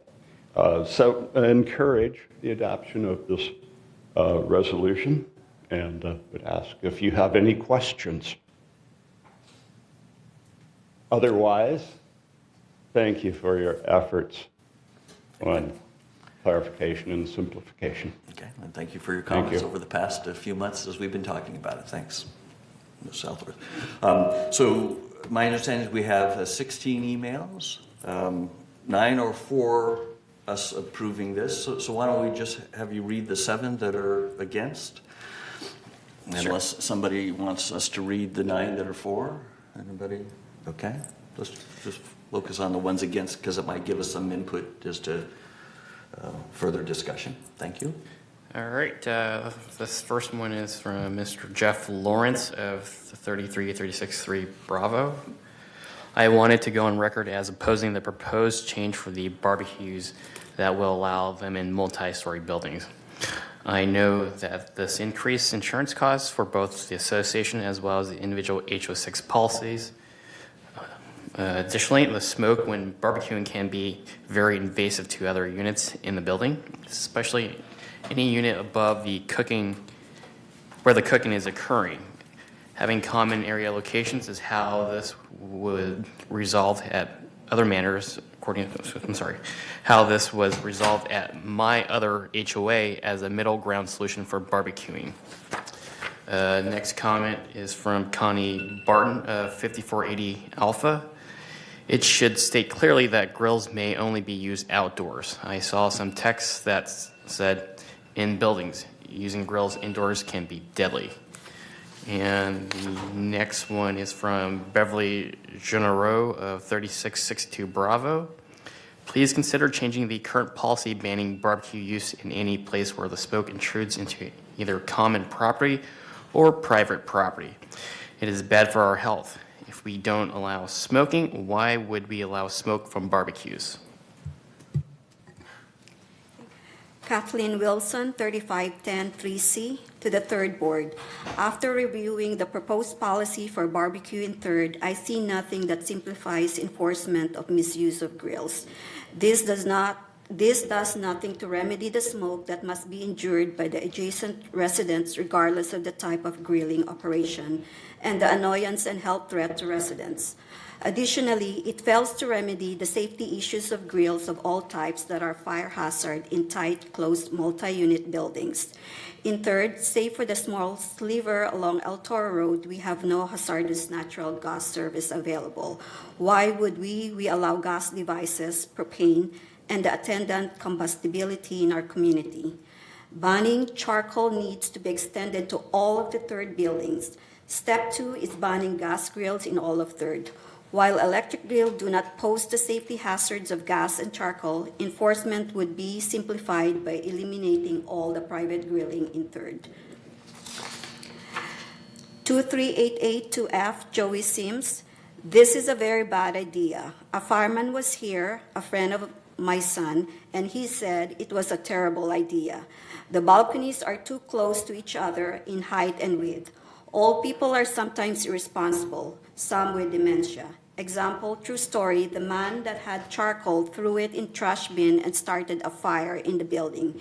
If you tell people barbecue but no charcoal, you know they'll have charcoal. They won't keep barbecue clean, causing bug problems. Please don't borrow problems. We have enough. People smoking cigarettes and marijuana on balconies, those cooking kimchi on balconies, etc. The garlic smells up the whole block, and I'm Italian. It's too much for me. I have lived here since 2000. I know what I'm talking about. I have been a building captain for a long time. Wayne Hall, 5321, Unit A. Proposed resolution appears to be in conflict with the California Fire Code. I'm concerned with this negativity impact Third's insurance codes. Quote from the Davis Sterling website, California Fire Code 308 3.1, which were adopted by the state in 2007, open flame cooking devices, including charcoal and propane grill, may not be operated on combustible balconies or within 10 feet of a combustible constructions. There are exceptions. One is 1 and 2 family dwellings, 2 where building balconies and decks are protected by automatic sprinkler system. Third, LP gas cooking devices having LP gas container with a water capacity not greater than 2.5 pounds. In addition, propane containers with a capacity larger than 1 pound cannot be transported through enclosed common area stairs, hallways, and elevator. They must be transported into the unit through an exterior stairways. Okay, Judith Lens, 35F. Concerning the grilling barbecue proposal, I tested grilling in the wall oven this evening in my co-op. I have lived here since August of 2022, having moved from a larger house with a large patio. I never had a conventional drip pan that usually comes with an open in my co-op, so I improvised pan with an aluminum foil and half-shaped cookie pan, then moved the typical baking rack to the top slot. The broiler heated nicely, and so did the pork chops that I bought at the Trader's Joe today. Everything I did in my wall oven under the broiler is the same process I use in my full-size barbecue heated by propane gas and with my older one heated by charcoal. Amazon has a perfect size strip pan that will work in our ovens. There may be a need eventually for a community grilling areas when the United budget allows such. Until then, each of you already have an options for grilling. That's it. Okay, thank you. Thanks for reading those for us. Anybody have any comments regarding what was stated? And have any suggestions for changing or what's proposed? Seeing none, I'll make a few comments. One is that, I talked with our risk manager about whether rescinding our barbecue policy, which we did back in September, would impact our insurance rates, and was told no. So we need to understand, today we have no rules regarding barbecue, so anyone could do anything. So what this is doing some limiting, maybe not as much as what some people would want. We can continue to look at that, but I might suggest that we proceed with what we've got, because it does limit, if nothing else, charcoal in multi-story buildings, which was a key thing that we heard through the previous discussion. And with regards to smoke, there's a nuisance policy which covers smokes of, smoke from cigarettes or barbecues or any odors, because kind of is a continual issue for you. Feel free to work with compliance and security to see what we can do about that, because we do have a policy against ongoing odors, separate from the barbecue policy. So I just wanted to say that. Moon? Considering what you said, and we like to have some kind of policy at this time, because we don't have at all. But I'd like to amend, if possible, we approve or disapprove, and then we're gonna continue to work on this barbecue policy. We can. What would you like to to tell the committee that would work on it? What would you like them to focus on as they work on it again? Some of the residents are concerned, okay, we're gonna have an electric barbecue or small tank or whatever allowed, but not everybody follow that. So how are we gonna detect them if the chance of the problem with the charcoal or bigger or that? It's very hard. Besides, it's inside house and the balcony or that. It's very hard to policing it. Right. So what I like to do, since we don't have any policy whatsoever, it's better to have something at this point.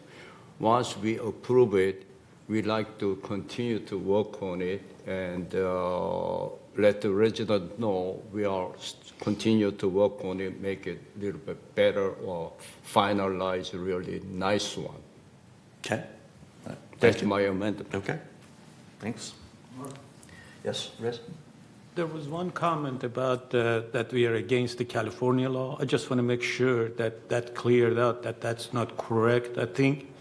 I assume everyone looked into it, and we are following the California law, because that was one of the comments. I just want to make sure of that. Okay. Mark? Yes. A couple of years ago, I worked extensively and did a lot of research on this barbecue problem.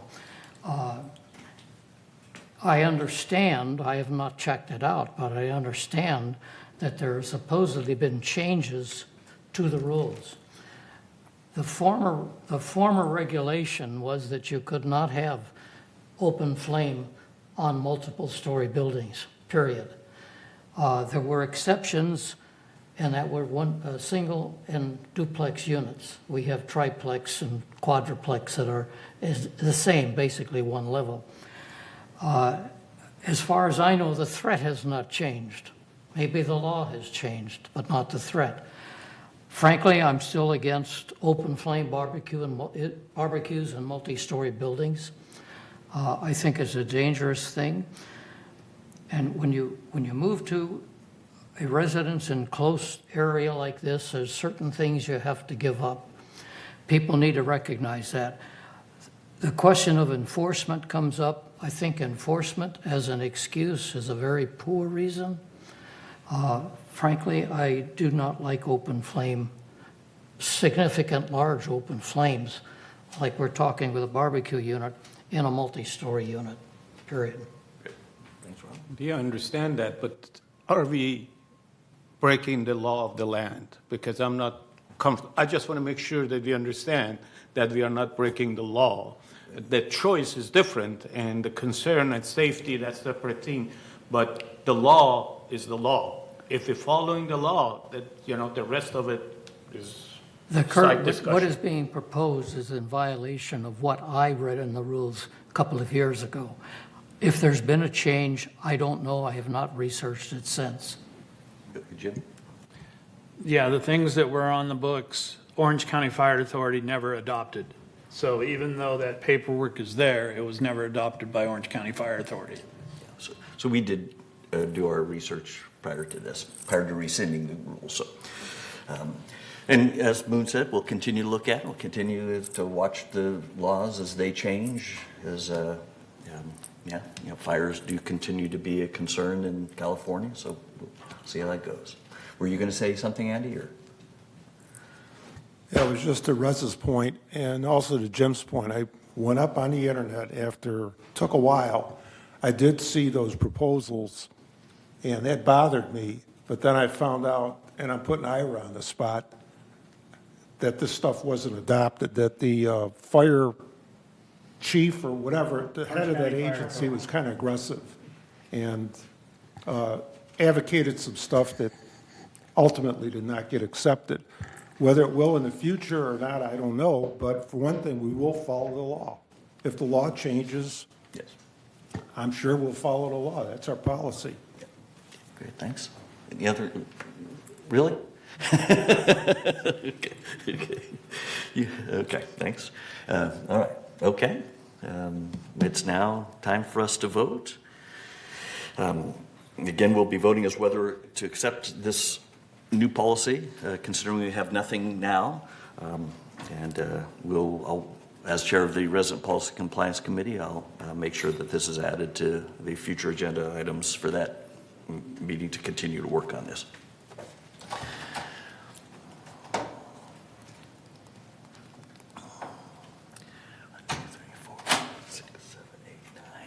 Somebody's missing. Director Engdahl. Ralph? Did you get? They didn't get your vote. You thumbs up, thumbs down? I'm sorry, I guess we didn't catch a vote. I'll vote negative. Okay. All right. That's it, right? Yes. All right. So the 9 of us have voted, 7 yeses, 1 no, and 1 abstention. So as a result, this passes. Thank you, board.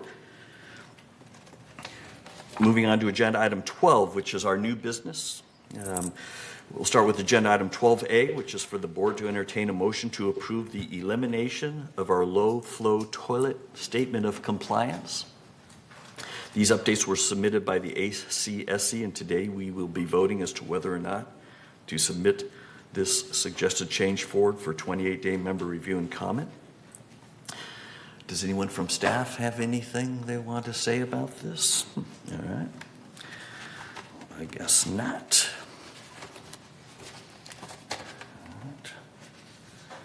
Jim, do you have anything you want to say about this since it came out of your committee? Sorry, I would expect that. It's basically a non-issue because all the toilets that come into California are no flow. Everything's been done. Okay. So it's like we're just spinning our wheels. So Okay. it's just getting rid of one more complication. Okay. So I move that we adopt this. Okay. Okay. Thanks. Or eliminate it. All right. I have a second to his motion. Reza seconds. Thank you both. Any discussion? Okay, so I will work with Bart. The one question I had was on the resolution itself, which is on page 9 of 10. I'm just going to read it. Resolve further that the mutual consent will not be required. Instead, the member will be required to submit and comply with the online no-fee toilet replacement form to manner alterations. Note that this form only applies to the replacement of existing toilets. Relocations and new installations follow the normal mutual consent process. I just didn't understand that statement. It's just basically if you're going to replace a toilet, you still have to go through the M&C. You still have to let manner alterations know even that if you're you're just replacing going to it. replace it. Yeah. Okay, but it's what you're going to replace it with is low flow because that's all you can That's all you can replace get. it. Okay. But if you're replacing low flow with low flow, do you still have to go through the process? It sounds like you have to let them know that you're doing it. right? If you're replacing low flow with low Well, flow. because it's an alteration, you know, you're putting in a new toilet. Okay, all right, so, okay. So, yeah, I think what, I know in new resident orientation, I let people know if they're changing something in their house, let Matter Alterations know. Yeah, you They'll guide you with what to do. And Yeah, you don't have to get a mutual consent. Yeah, You just yeah. have to notify them, just like our new policy with the water heaters. Everything can be done through the city with just an email from our people, no mutual consent required.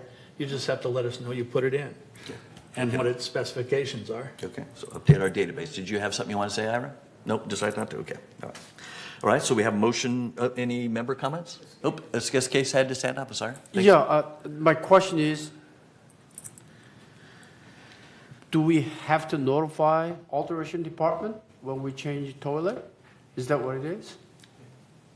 That's what this is saying, yes. Mhm. And that is. Why it's inside the home, then we have to get approval from the alteration department? That's my question. I'm going to sit on that, nobody else. You know, I mean, again, that was kind of what I was asking, but again, I don't know that it's a problem to let them know, but so I'm okay to put this on 20. So if we approve it today, it's just going to go on 28-member review and approval, so we can get some member comments in case they have any. And in the meantime, we can ask Bart and his team to clarify that. How's that? Okay. Moon? Yeah, I'd like to amend this motion. No report to anybody, just change it. Okay. So right now we have a motion. Jim, I think, was the one who made the motion. Do you want to amend it, or? No, I Okay. want to put it in as is. We've Okay. already gone through all this process at Okay. ACSC, Okay. you know, and brought it here with that. So we have a motion on the table to as is. We're going to vote on it. If it gets voted down, then we can look at your proposal. Then you can submit your motion, okay? Okay? So you gotta do, my motion is, Excuse me. my motion is the last, so you have to vote on me. But problem is I don't have a second, so my motion dead. Okay, well, I basically. didn't ask for Yeah. it to be I didn't seconded. have any second. Okay, Yeah. I didn't ask for it to be seconded, so anybody want a second? I'll second. Okay, all right, okay. So- Then my motion have to be discussed first. Okay, all right. Thank you for clarifying that for me. I'm not as up to Robert's rules probably as I should be after all this time. All right? Ralph, you have a comment? I have one question. How about removal and replacement of the same toilet, as long as it meets the standards? For instance, if I'm on concrete, I'm not worried about leaking to somebody else's manor. And if I have a leaky seal or something like that, and I remove the toilet to replace the seal, does it need approval for that? Not that I'm aware of. You're asking to Okay. replace a seal, not Just replace the toilet. remove and replace the same Yeah, toilet. Yeah, so no. Okay. Just Ira? clarification. Yeah, so just to clarify even further, this is not asking for permission to change a toilet. It's just letting alterations know that you did change a toilet at some point in time. It has nothing to do with repairs. If you're putting in new guts or a new flapper or whatever, that's not covered. But by that's this. the original motion. So if the process, can you change the motion, Paul, to, and the mover and seconder on this for us? Yeah, I'm all updated in my notes. Okay. So right now, we're talking about voting on whether or not to not require, sorry, let me see what this is again. To To Moon's eliminate amendment to the the statement of original. compliance, but not require that manner alterations be notified. Okay? So that's what currently is up. All right. Any further comments? Do we have any member comments on this topic? Didn't think so. All right. Okay, so we vote on this amended motion.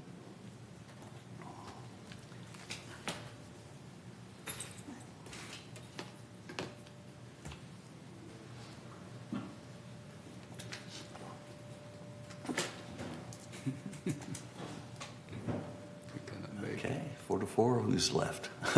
Okay, all right. Okay, so this motion didn't pass because it's a tie. So the amended motion was 4 yeses, 4 noes, 1 abstention. Okay. Do you want to remake your motion, Jim, for the? No, we just go back to the Just original go back. motion. Oh, go back to and the vote on original that. motion? Okay, now we'll vote on the original motion. How you doing there, Paul? Getting it all? All right, good. Okay, I'm not sure I am, so I'm glad you are. Okay. Okay, any further discussion on the original motion to inform alterations, essentially? Okay, seeing none, we'll vote. Oh, and you guys are ahead of me. Okay, all right. Okay, and again, we're just voted to put this on 28-day member review and comment. And we'll see how that progresses. It passed, 8 yeses, 1 no, 0 abstentions. All right. Thank you, board. Good discussion. All right. We're moving on to agenda item 12B, which is for the board to entertain a motion to approve the elimination of the manor alteration conformance deposit fee. These updates were also recommended by the ACSC, and today we will be voting as to whether or not to submit this forward for 28-day member review and comment. So given that there's no staff to talk about this, my understanding in working with Bart, we had a conformance fee a while ago that we wanted people to kind of put, and then we would give it back to them just to make sure that they completed their alteration as they submitted their plans for. And it's become, oh, yes? Sorry, I'm This is Alan Grimshaw. Oh, the okay, Manor Mr. Alteration Grimshaw. Manager. Good to meet you.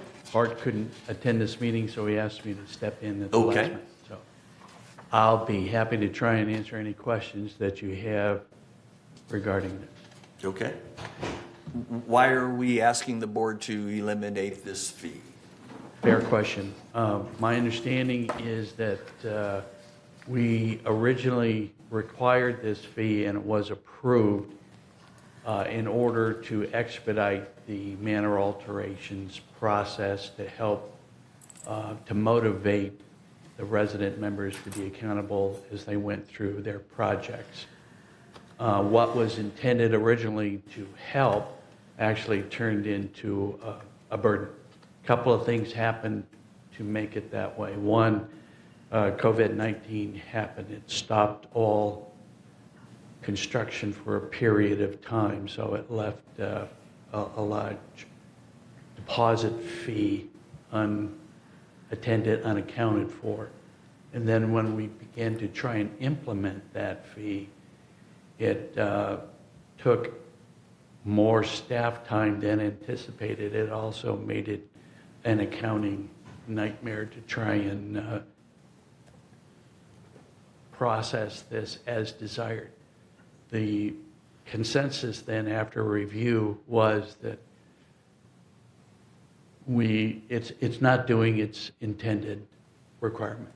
Okay. So why continue to require this fee? Okay. Got it.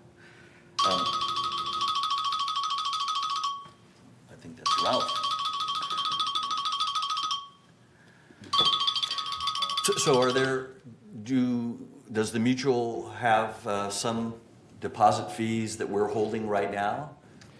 And if so, do we know how many and what's We the do status have of getting some, those back? actually, there is, I can't give you the exact number, but there are a number of projects that have not closed out for various reasons. Okay.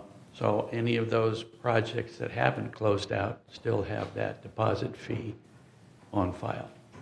Okay, so we're effectively getting rid of it going forward, but for We the people are. that have submitted it, we're continuing to try to use it for the intended purpose, which is to make sure they completed their project. Yes, we're Okay. also trying to follow up on all these open projects for one reason or another that haven't been completed and close them out. Okay, okay, got it. Okay, any other questions for Mr. Grimshaw? Yes, Moon? Yeah, I'm all for it, but I want to be this effective on the day of its approval, not retrospective. It doesn't go to retrospective. I want to be effective on the day of approval. That's correct. It will only be once approved moving forward. And we already haven't been doing it since what month? Well, we haven't been doing it for a while. I don't know, candidly, if we reintroduced it after COVID-19. I think once that happened, we stopped being proactive in that. So right now, we're just trying to clean up all the open projects and get the fees either returned or deposited. Okay, good. Thank you. Thanks. Good. Okay. Any resident? Have been any instances that we haven't returned the 300 due to the violation, or we always return it? If I understand your question correctly, are we in violation? No. Has the members been in violation, so forfeit the 300 or whatever they paid? There has been any instances There that is- the community kept the 300 and never returned it? There is fees waiting to be either processed or returned. That doesn't happen until the projects receive a building final. So it's always been returned? At the end, when the project is closed, when we get finals, then that money is returned. And there wasn't any instances that the project had problem and we kept the 300? Not that I'm aware of. Okay, that's all I want to know. Thank you. So my understanding is this is just to try to speed them up. I know, but, Okay. if there was instances that we kept that, I would Oh, see how many. okay, yeah. That we kept it all. Okay. But if we don't, then Okay, fair enough. Okay. All right, any other questions? Did we have a motion on this one already? I'm sorry. No. Okay. Can I get a motion to talk about this further, to put this on 28-day member review and comment? Before we discuss it further, Jim moved. Reza seconded. Thank you. Any further comments, questions? Okay. All right. And Paul, any member comments? Okay. All right. It's now time for us to vote. Again, we're voting to submit the elimination of our manner alterations conformance deposit fee forward for 28-day member review and comment. We are a little bit ahead of you. Unanimous. All right. Okay. So this passed unanimously, as Jim stated, 9 yeses. Okay, moving on to agenda item 12C. It's for the board to entertain a motion to approve the revision to Architectural Standard 21 for patio slabs. One of the revisions is to include walkways and pavers to this standard. These updates were also recommended by the ACSC, and today we will be voting as to whether or not to submit this revision forward for 28-day member review and comment. Mr. Grimshaw, you have any opening comments of what this is all about for us? That's kind of what the normal process is when they're new. Just, hey, what is this again, summarized? It's so clear. Thank you for jumping into to that. Certainly. I'm here if you have questions on it, but the brief overview is we are adding to that the walkways to that, and we're updating the construction methods itself, making it a little clearer to understand what's required for an approved patio slab. Okay, any questions? this is, since I haven't been involved with it, I just asked you, sorry if I asked bad question, but this is just for the slab, not for steps that they put in the common area, or just the slab? Okay, because the other one, there always have been problem with the, landscaping, that you don't want, those stones anywhere. So this is just the slab. Okay, thanks. Well, and it's also to comply with the other standard we just updated of standard 12 on the floor coverings. And so they were kind of in conflict with each other. So we You added cleared to that it up. and made it more specific as to the construction methods so that we wouldn't have a problem. Thanks. Section 2.4 mentions that in no case will concrete cover over sprinklers, sprinkler lines, and other related items. Sprinkler lines specifically, how will that be determined? How will we determine whether there's a sprinkler line underneath somewhere, or if it's not being used, if it's been turned off somewhere along the line? During the initial construction process, when you grade or dig down in preparation for the slab, it'll be evident. Anything running will become evident or running underneath that. Is that what you're asking? I'm sorry. Possibly. I'm just, if a mutual consent is approved for me to add a little cement slab somewhere, and my contractor digs underneath it and notices stuff, but you've already approved it, I don't know what the member might do in that situation. So it'd be better if there was a proactive way, and so I was just wondering, is there a proactive way that we would know? And because I was guessing there really wasn't going to be such a thing, because I don't think we know where our sprinkler lines are after 60 years. And you are correct. The process of adding a patio slab, that statement is really meant to clarify if in the construction of the slab, one, you notice a sprinkler line, then that needs to be dealt with. Okay.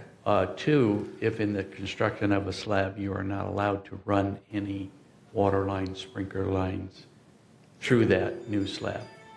But you are correct in that if there is something 12 inches below, we're not going to know, or the member's not going to know.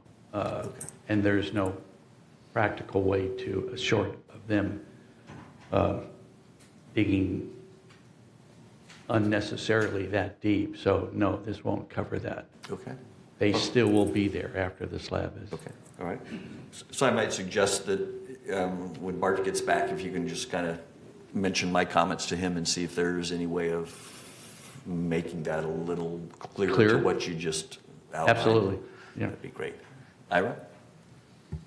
So I don't think there's going to be too much of a problem with patio slabs, as the landscaping was put in post-slab, original slab, and nothing underneath. It's driveways that have the issue that you're referring to with pipes going underneath. But all the original slabs that I've seen for patios, they put in the patio slab and then work around it for the irrigation. So there shouldn't be anything theoretically underneath the original slab. I hear you. And kind of depends, over the years, there have been patio slabs that have these weird cutouts, and it's kind of in some of those cutouts that they might have had plants 50 years ago, and somewhere along the line took out those plants, and now we may allow for that cutout to be filled in with concrete, since it has no value other than a piece of dirt otherwise. And so that was the situation I was. But I appreciate it. I don't think it's a big risk, is what you're saying, and I agree with you. I just was curious when it said it won't be allowed, how we would know. That was all. So. And the other point was where it's obvious. In other words, if landscaping has put sprinklers in for some reason, because people requested them on the interior of their exclusive use common area, we don't want them to use potable water.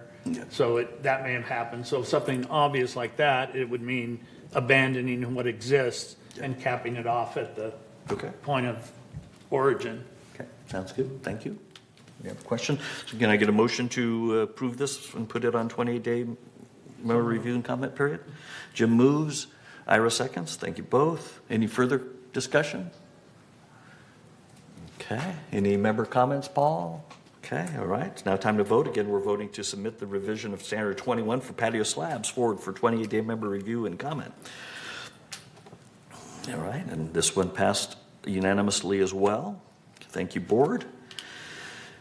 Moving on to agenda item 12D is for the board to approve committee updates.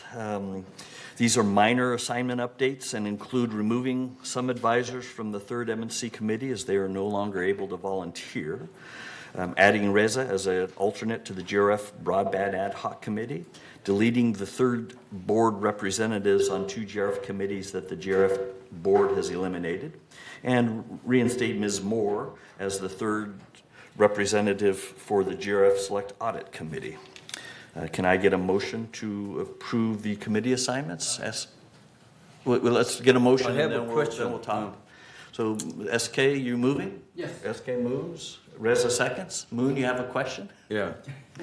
The select audit committee, the Andy got removed, and then we have a Peggy Moore, must be advisor. So we don't need any representation from third board? We haven't had any representation from third board since I've been on the board. There was some miscommunication. Ms. Moore has been on the Select Audit Committee since I've been on the board.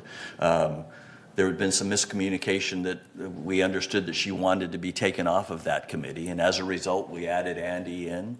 Then we understood that we misunderstood, and she wanted to remain on that committee, and Andy was okay with allowing her to be put back in his place. So audit committee, we don't have anybody on it?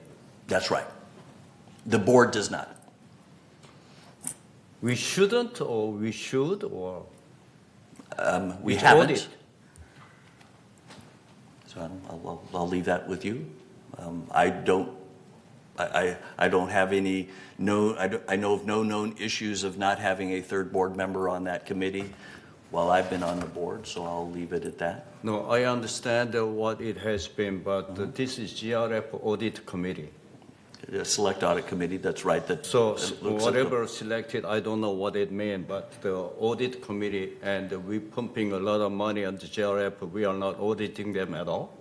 It's Is that what we are doing? auditing all of our books, it's the KPMG audit. So this is GRF assignment, right? It's a GRF committee. Yeah. So we giving a lot of money. We don't know, we are not looking at them, how do they use it? If that's what you think that committee does, that might be true, but I don't believe that's what that committee does. So if we understand it, or I understand that it looks like you aren't happy with Peggy on this committee and think that a third board member should be on the committee? No, That's I what I'm don't know hearing who the PEG is, but I think at least one member have to be like Andy, whoever have to be on it.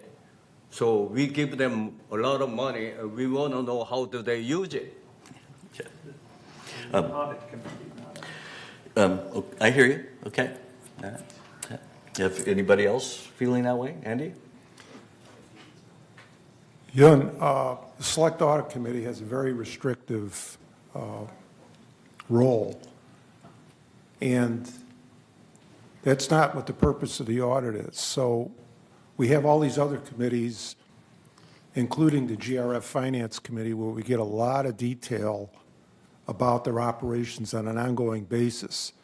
The audit looks back at something. The GRF Finance Committee looks forward. I'm on that committee. So personally, I'm satisfied. I don't think the audit gives you that much in terms of what you're looking for. It's not really an internal analysis document.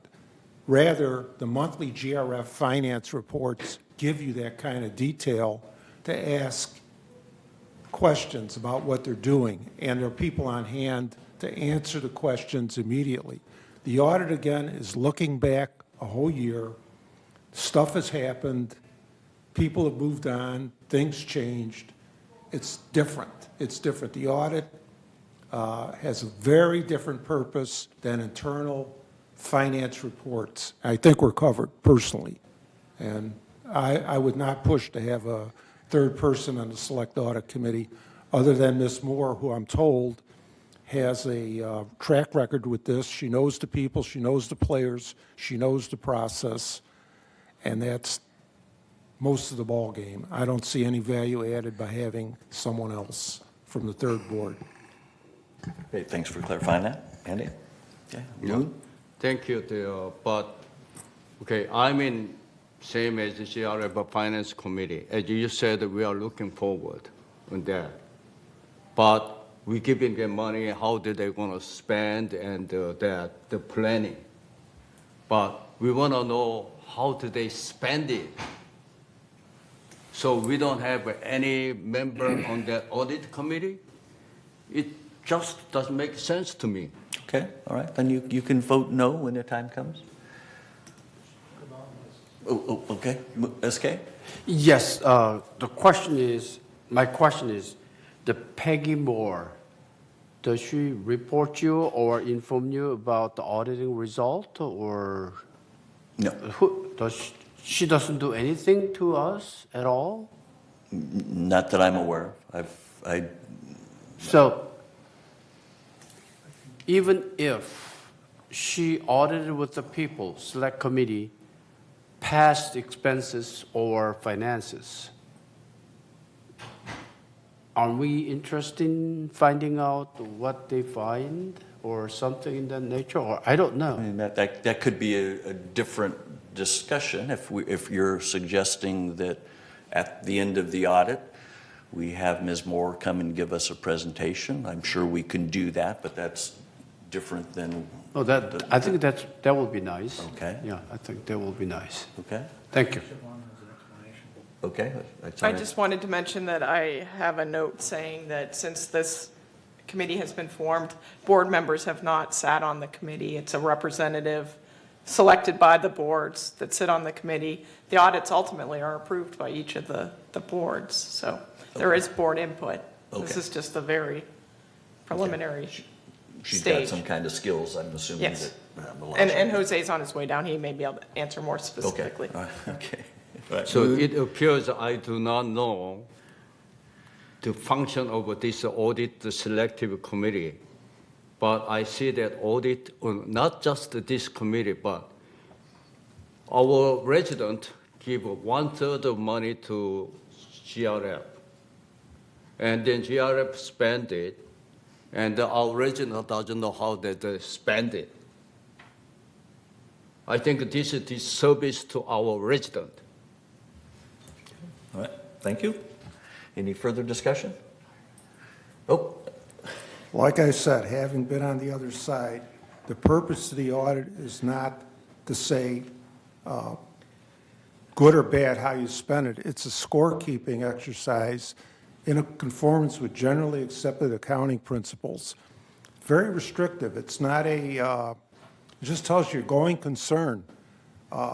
Any fraud? No fraud. It doesn't tell you that you're spending the money properly or not, and that's a big judgment issue.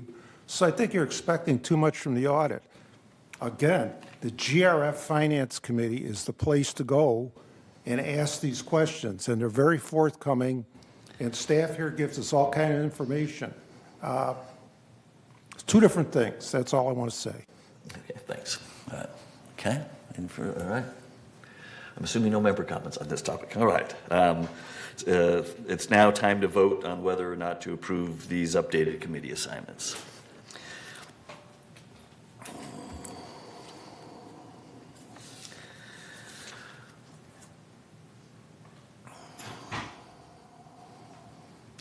All right, so this passes, 8 yeses, 0 nos, and 1 abstention. Thank you. Okay, thanks, board. And then our final discussion, new business agenda item 12E. And this is for the board to have an open discussion regarding whether or not we should proceed with surveying our members, the members of Third, and if so, how to proceed. I shared with the board director some results from a survey of Third members that was done about 10 years ago, and some initial comments that I received back were that performing another survey might be a good idea. Does anybody have any thoughts on this topic? If not, we can move on. Moon. Now, I'd like to have some kind of data or through the survey or whatever. We don't have a lot of information of our resident. Their financial situation is very sensitive, or their health situation, their demographic situation, And some people are barely making it. Let's say we have 30% of people are barely making our HOA. We should not raise it. If we have only 2% of people are making it, or hardly to make it, we should raise it higher. But we make a lot of decisions here without any those the information. So if we do, I like to have, if it's possible, I like to have a survey so we have those information coming to us, so we can make a more intelligent decisions. Okay, all right, thanks. Any other comments? SK? Yes, I also like to have some survey regarding top 5 or top 3 that we discuss about the Third Mutual survey that you brought to us this morning, like landscape issues and those. Maybe we can bring it up. Maybe top 3, landscape, MSC, and HOA. Those 3, we may want to put out some survey to find out what residents thinking about those items. Okay. I suggest that. Okay. Thank you. Thanks. Jim? I think surveys are a waste of time.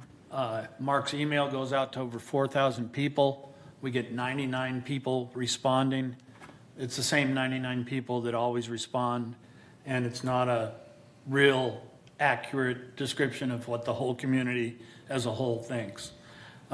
People that aren't responding basically are saying, we like the way things are being done. And so to me, to spend the time and effort on a survey, and if any of you read the survey that was done 10 years ago, it's all the same stuff that comes up every time. People don't want to have the dues raised, and people want more done. You can't have it both ways.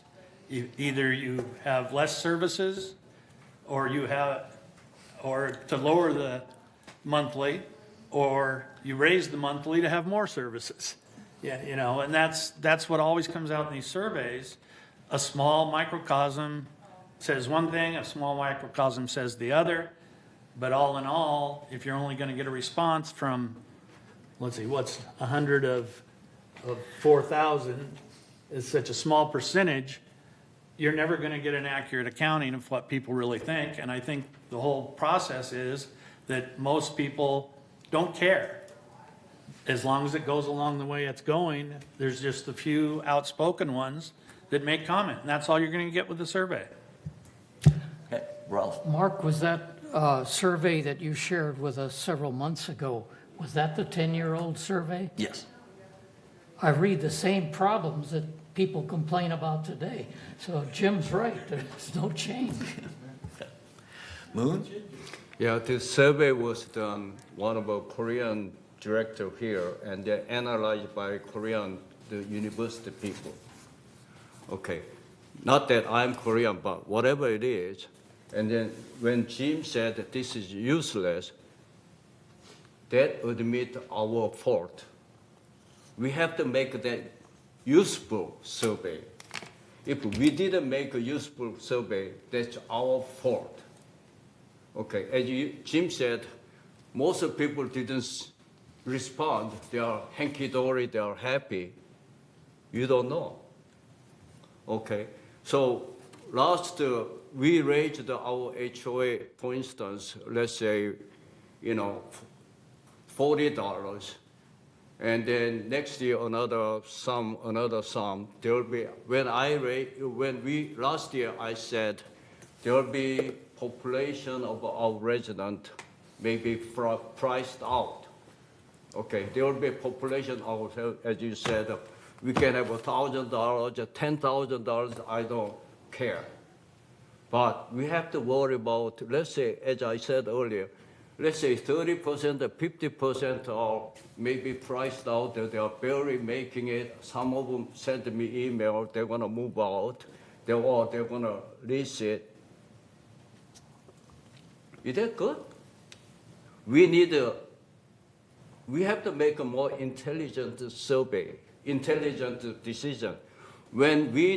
In the medicine, when we develop a new product, new medication, new that, and the FDA look at those surveys, those results, we have to do a good job. As Jim say, only 90 people, I agree, useless. But if that is the way we were doing, I don't want that. But we need to do better job to the service. That's our problem. We didn't do a good job. We have to improve our effort, make it better, have a more intelligent, useful survey, we get it. Thank you. Thanks. Okay, Ira, and then SK. Well, we'll go here. So every day, you have an opportunity for every resident to have input. They can email every day, not just one day a year that we do a survey, but every day. They can say, I see a problem here. I see a way to fix this. Why are we doing this way? Why are we doing things that way? So every day we could have a survey, or people have the opportunity for the survey if they want to. And that's the whole thing that was brought up. 99 people out of 4,000 wanted to, and the others did not. So even if you have the greatest questions in the world, if people don't want to fill out a survey, they're not going to. Me? So I agree. It was supposed to be SK next, and then. Go ahead. No. You go ahead. Yeah, Jim, the reason I asked possibly the good thing to have another survey is because the survey total number was 1,400 plus. So I thought that was a good number to evaluate, not 100, I think. So I don't know, just my suggestion. Okay. Thank you. Okay, Ira, in medicine, what you say, what you hear, all that is we call it anecdotal episode. We cannot follow that anecdotal episode, always you're gonna fail. Nobody, FDA, never gonna approve that. Okay, if we don't have really good data and the better shape, at least we need 2 standard deviation. If we don't get it, they're never gonna approve the medication or the treatment. Okay, so we are failed to do any survey or that.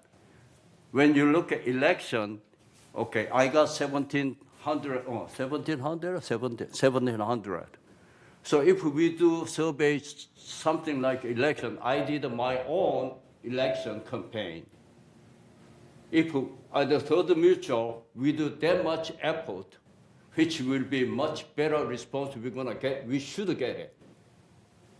Okay, just I did and Andy did, Andy got 12 something and something like that. But if Third Mutual do survey and we do aggressively whatever, we gotta do better survey. We need some kind of decent data to make intelligent decision. Okay. So the United Board is interested as well in surveying their members. Moon, would you be interested in being on a little task force committee to maybe with somebody from United to start talking this through and thinking about it in a little more detail? I'll be glad to. Okay, all right, okay, sounds good, thank you. Andy? I just want to point out, usually we have a monthly town hall meeting, and people come with very specific questions about stuff that affects them. We could briefly have a section in that where, for example, we say, all right, landscape, what do you think about landscaping? And maybe they have a dialogue and try to elicit some information that way. Instead of being ad hoc, we allow a little time for people to just give their feelings about it. I know that United, I've gone to a couple of their things, and they usually have a presentation of sorts in their town halls, and we don't. It's more free form, open-ended. Perhaps, maybe we could ask on a specific area for some input, just give and take kind of thing. Nothing very formal, but as part of our town hall process, versus it being strictly ad hoc, but more, we can also focus it at a point where we ask, what do you think about landscape? What do you think about maintenance? That kind of, or very specific, you know, you could, damage restoration. What do you think about damage restoration? And we can get people to talk about it. And we might also even say that ahead of time. We're also going to ask you about damage restoration at the next town hall meeting, how you feel about it. So people come, the interested people will maybe show up and have their questions focused better than just off the top of their head. That's my only suggestion. Thank you. SK? Yeah, quick question, Andy. How was participant? How many people came to the town hall meeting when you went there? We get, 20 people. Yeah, okay. It was more initially. Okay, thank It's you. getting better. And I get your point, but again, people, if they don't have an ad hoc issue, why are they going to go? Okay, thank you. That's all I. Yeah, okay. When I had last year for the non-English, I cannot say non-English, Korean town hall meeting, we have about 100 people come over, okay? We could not take all the questions, okay? Then also I had a problem, they were all writing in Korean. I have to translate, I didn't have time. I still have package in my desk. I sent it out to several of them, but I have to translate. I'm sorry, I'm pretty busy, this and that. So I was thinking, contemplating do it again, but I'm very afraid. I need some kind of volunteer. So far, I haven't got to that far. Okay, good, thanks. All right, we will, I'll submit your name to the United President, and we'll see if we can work together to get something started. It sounds like worth continuing to discuss. I just want to say, if you have a Korean town hall, let me know. I'd be very interested in attending, but somebody's got to translate. Okay? I don't have time to translate for you. Sorry. All right. So thanks for that discussion, Board. Appreciate it. We're going to move on to agenda item 13. And this is where members of this board will share our monthly committee status updates, starting with a report of the Finance Committee. Andy? Oh, there is an addendum to the agenda for item 13A. I hope you all got it. It's a slide presentation that we used to do, and we kind of waffled on it for a while, but a couple things have happened why it should be included. And one of them is the fact that we went from a committee of the whole for the Finance Committee to 5-member. So a lot of the board members aren't at the Finance Committee meeting officially. Secondly, the Finance Committee meets every 2 months, so there's a gap in terms of information. So we're thinking now that we'll keep the handout of the slides because it's information that's missing on an inter-month period. It also focuses attention. The presentation that we had before, personally, I'm not satisfied with it.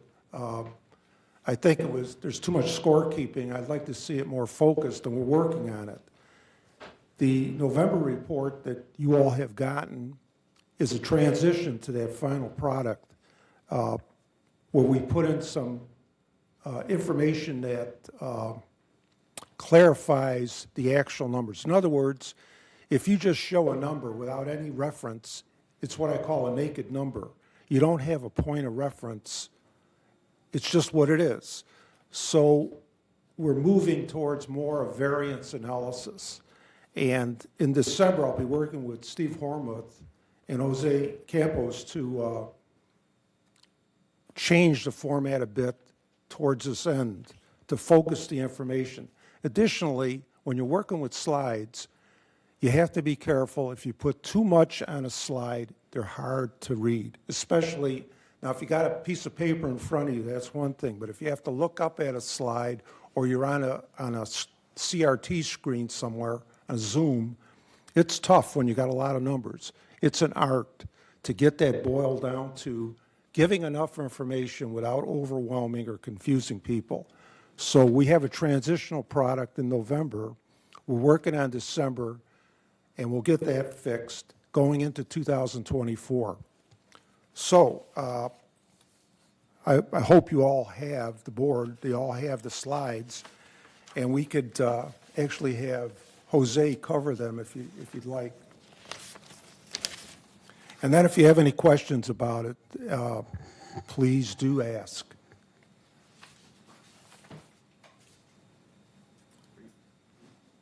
All right. Well, it's going to be a lot of the same slides that you've been taking a look at each and every time, but we just want to cover a little bit about what we've gone over in the Finance Committee. So the first slide here that we have will show you what's going on, and these, of course, our numbers are all as of November, and you'll see that in all, Third had a net revenue of $2,400,000. In all, you see total assessments came in at $37 million with non-assessment revenue of $3 million for a total of $40 million. Total expenses were $38 million, and again, in the committee, we went over some of the specifics on those. On the next slide here, we break this down a little bit further and going into specifically the operating portion of that. And as far as operating is concerned, Third Woods experienced an operating surplus of $1,114,000, as you see on your screen, as well as the associated revenues and expenses related with that. We do on this screen show things net of depreciation, as that's not a cash expense.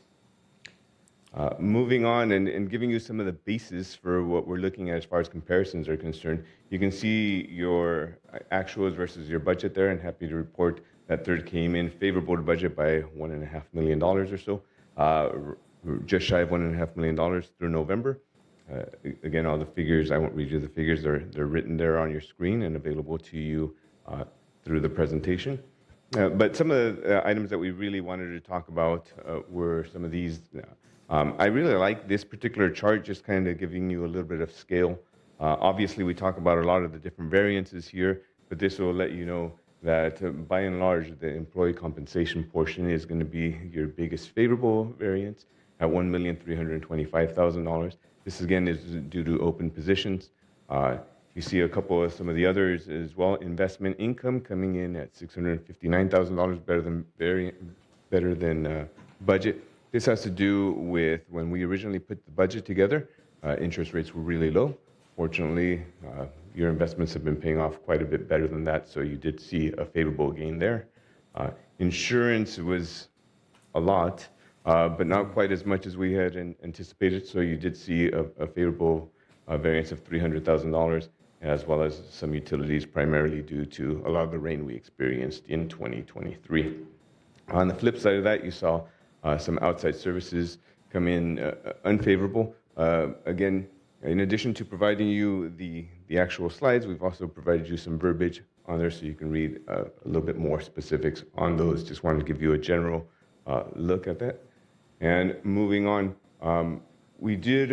so this is a little bit about what Andy was talking about earlier. We wanted to give you some context as far as how these numbers may compare to previous numbers. So in the first column here, you'll see the same period, so the first 11 months of 2022 compared to what's going on in 2023. So again, that first line we just talked about in 2022, only $183,000 in investment income versus 2023 of over $1 million. And we show you the budget variance and also a total budget here. So again, these figures are all in here for you to take a look at. I don't want to just throw a lot of numbers out at you. Just wanted to let you know that all this is what we discussed at the Finance Committee meetings. And the same goes for expenses. Again, we show you the last year's numbers versus this year's numbers and compare them to the different budgets. And we'll move on and move over into the balance sheet. And on the balance sheet here, again, we show you all your different replacement funds, as well as some of your contingency funds, and to show you what their beginning balances are, along with contributions and then expenditures. And these are going to be really important because whereas we budget for operating on a line-by-line basis, we do it a little bit differently for reserves and contingency funds. So again, we show you where their contributions are and the expenditures, and you can see that the balances down here. So those are, again, a lot of numbers, but you might ask yourself, what does this really mean? Well, we wanted to show you the combined balances, and we may have them in different buckets, but here on your screen, you can see that as a whole, your fund balances are trending upward. So you do have a lot of those funds available for you to maintain and continue to care for all of your facilities. So roughly right now, we're about at 34 million when you combine all those funds, and you can see the balances there for the last several years. One of the questions that we often get asked is what's going on with resales. So you can see there on your screen that resales are trending downward in 2023. The markets have affected everyone, but the average price on your homes inside of Third have gone up by about $30,000 from $521,000 to $552,000. And that is basically what's in there. Great, thanks, Jose and Andy. Anybody have any questions? Okay, I'll start it off. Okay, you have some questions? Yeah, I had some comments. Jose, on what people need to realize is when we have at the very top level, when we have net revenue / expense, we're showing 1489 total, but when you look at the operating statement, it's 1114. That $375,000 difference, that's going to the reserve funds. So people need to understand that there's a difference in the numbers. In other words, operating and reserves are two different things. So of that 1489, 1114 is going to operating. Last year, for perspective, the total for the year was 917. So it looks like we're going to be substantially above last year. Although conceptually, I think we ought to be working to minimize that number. It'd be nice to have zero. You know, if we could budget that way, that would be great. The point being that the better we can budget towards zero, if that's achievable, the less of our members' funds we have access to. In other words, you could have a cushion built in your assessment revenue. If you do a better job of eliminating that cushion, you take less money from the residents. Because what happens right now is if it winds up as a surplus, the board votes on it and transfers it to reserves. It's not given back to the residents right then and there. You could argue we won't have to take that money in the future. Still, some would argue, take only as much as you need. So we're working on better budgeting to reduce the amount of operating surplus.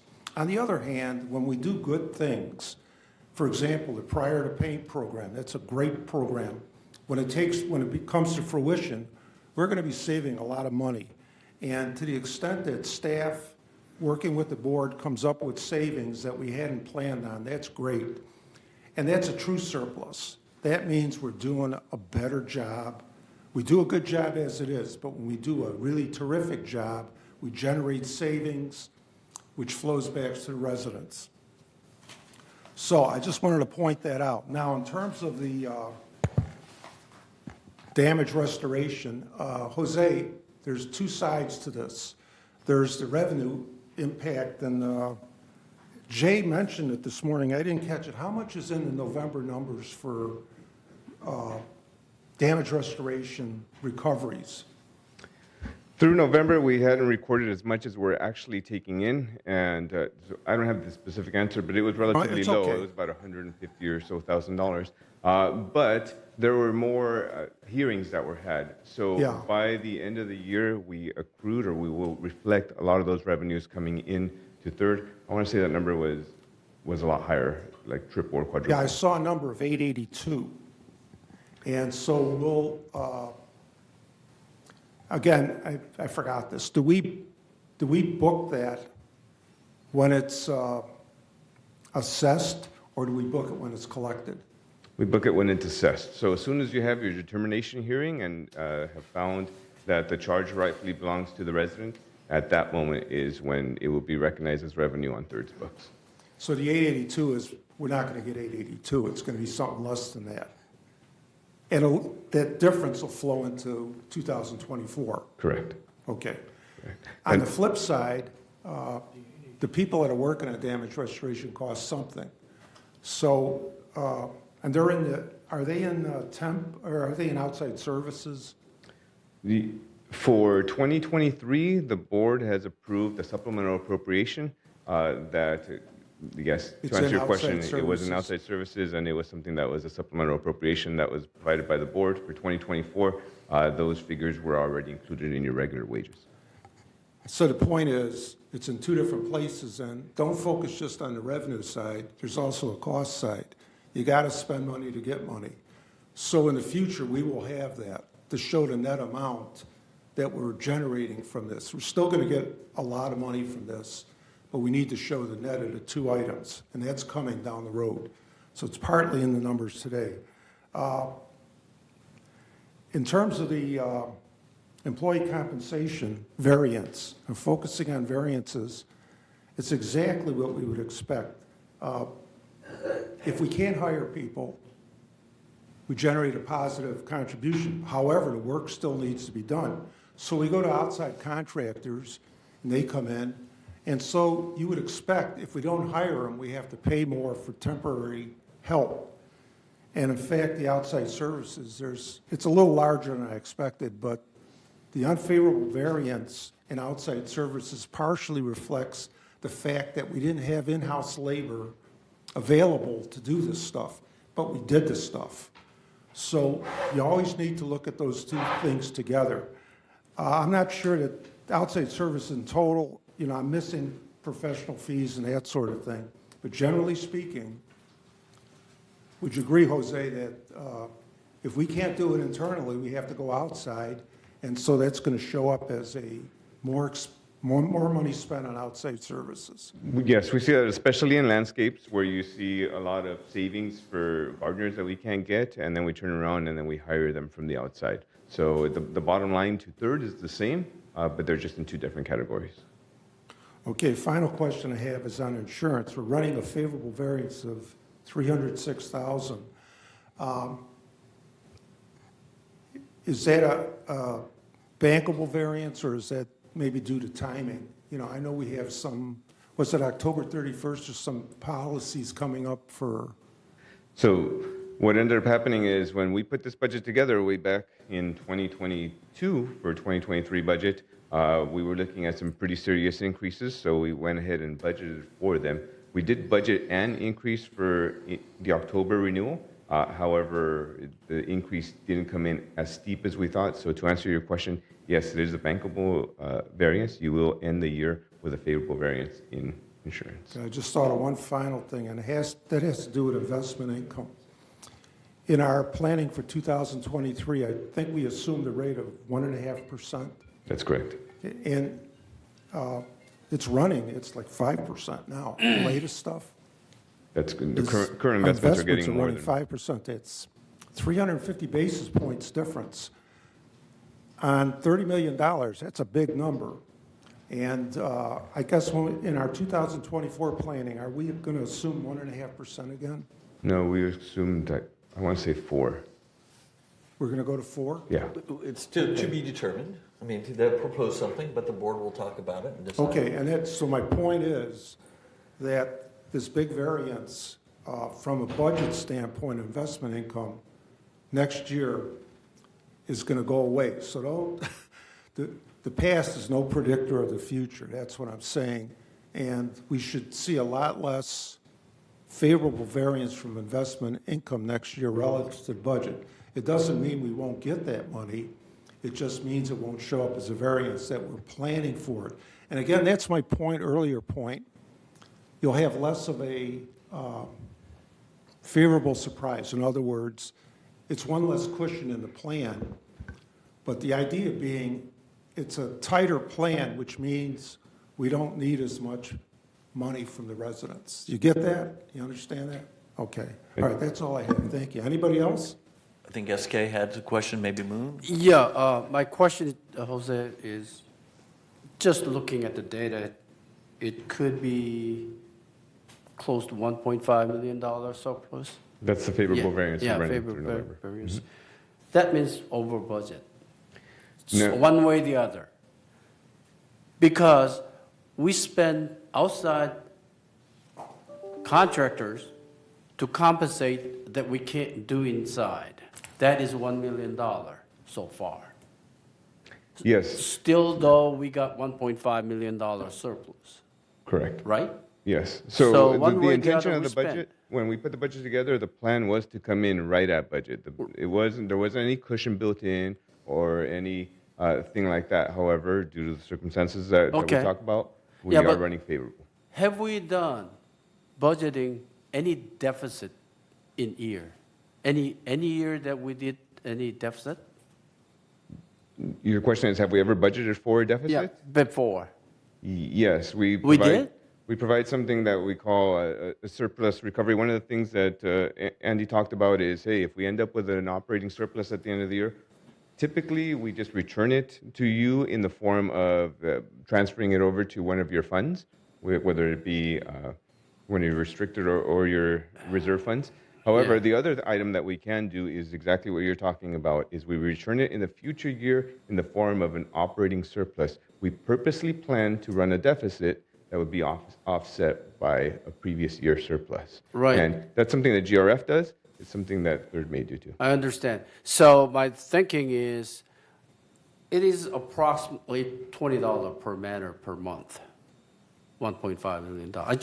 I could be wrong, but if we don't budget it that much for the Correct. HOA, then And one of the things that we did, just for everyone's benefit here, is we took a really hard look at our employee compensation. And I know that it was a very favorable variance for 2023. For 2024, we've increased what we call the vacancy factor, realizing and acknowledging that we're not going to be 100% fully staffed the whole time. We purposely budgeted less dollars to do exactly what you're talking about. okay, good. Well, I just want to point out. Thank you. Thanks, Moon. You know, Jose, you have a tough job to do. So we are very fortunate we have Andy here who is a professional on these numbers and all that, okay? But rest of us don't know nothing about all the numbers. If I speak medical jargon, nobody gonna understand. So you speak, you know, the financial jargon or, you know, the CPA level. We don't understand. Okay, last time, for instance, you said we have 800 grand from the restoration, we got money, but you're gonna put it in somewhere. We don't know where it went. Okay, so I think I did that at the GRF Finance Committee. I asked the same thing. Educate us. Second, make it very simple, all your categories. Okay, so we can understand where the money is, where money went out. At GRF meeting, at finance meeting, I said that you had some kind of insurance deal. I couldn't figure out what that was. So I asked question, even your director didn't know what that was. And then you answered it later. Okay, that kind of thing we cannot understand. You have to educate us, make it very simple so we understand. So if you won't have my vote, I need to understand to vote. If I don't understand, if any of us vote without understanding, just like somebody said, you know, we don't need any data. We just think, just vote it. That is disservice to the resident. Thank you. Thank you. Anything else? Right, thank you, Andy. Well, there's one more thing, one more thing. Quick. You said one more thing 3 times. Yeah, I should have let off with, the committee met on December 5th. The next meeting is February 6th at 1:30 PM in the boardroom. Hope you all come. Anyway, thanks. All right, next we have the ACSC. Jim? Okay, for the ACSC, most of the things and items we actually handled today. the elimination of low-flow toilets, the revision to Architecture Standard 21. We are going to be working on discussion of flooring on second and third floors so that we have adequate buffering between the floors and they meet the standards when people put in hard floors on the upper levels. Future items, revision to resales inspection policy. Again, that's some of the discussion that was brought up today. We're working on it. Proposed architectural standards, 41B for solar panels, 3-story buildings. Proposed architectural standards, 41C, solar panels, carports, and patio covers. We're working all these things, progressing. We don't have very many variances on deck because we've streamlined the operation, so things are moving much more rapidly, much more quickly. So we have less and less that we need to do at the Architectural Controls and Standards Committee because we've implemented so many over-the-counter variances that don't require, when we've done the same thing over and over again, we don't need to reinvent the wheel every time. So that's progressing. Our next committee meeting is going to be on February 12th, 1:30 p.m. in the boardroom and as a virtual meeting. Thanks, Jim. What's new regarding the Third Maintenance and Construction Committee, Ralph? Okay, our last meeting was January 8th. A lot of information was brought forward by staff regarding status. I'll just hit some of them lightly here. Gate 11 groundwater, the French Drain project for Gate 11 seems to be doing the intended job and will be further watched before considering any more of phase 2. Building pressure regulation. This stage is to survey water pressure of designated buildings and complete a list of buildings requiring pressure regulation with the ultimate goal to reduce excessive pressure and help reduce water intrusions due to any of the existing plumbing. One person is presently going through, or at least was a week ago, going through the hiring process, and staff is still looking for one more person to help with that. Mailboxes were considered and approved to probably do a larger in-wall mailbox in building 3425, but that led to a discussion resulting favoring pedestal-type buildings because of their larger capacity. There is a cost involved with that. It costs a bit more than the in-wall units. However, the trade-off is that people may have to walk farther to get their mail because those units are larger and just will have to serve more areas. Also, brief discussion on gutters. Gutters are required on mutual buildings to control water runoff and prevent damage to fascia, foundations, and so forth. One request to remain without gutters in one particular building, 2131, was granted on the condition that the requested owner assume in writing the full responsibility for any future damage to the manor that caused by lack of gutters. In additional, we addressed, or didn't really address too long, a future, or in too much detail, future items to include water intrusion into Gardenville areas. In fact, staff has, I believe, already got an RFP in process and will present it to us at the next meeting. And we may call a special meeting to get this going quicker since we don't want to miss our rainy season and it's easier to find leaks when they're leaking. Also the incentive to upgrade plumbing and encourage upgrading plumbing during major manor remodeling and also installation of individual manor shutoffs for emergency purposes or when somebody's on vacation or whatever. These were also mentioned as future items. Our next meeting is Monday,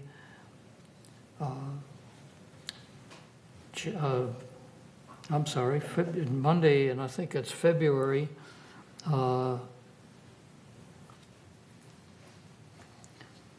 It's at 5 and I don't have that specifically here, but it's March 4th. It's early March at 1:30 in this room. Thank you. Okay, thanks, Ralph. Next, we'll hear about the Landscape Committee. Okay, so the Landscape Committee has a lot of things in the oven, but nothing ready to serve yet.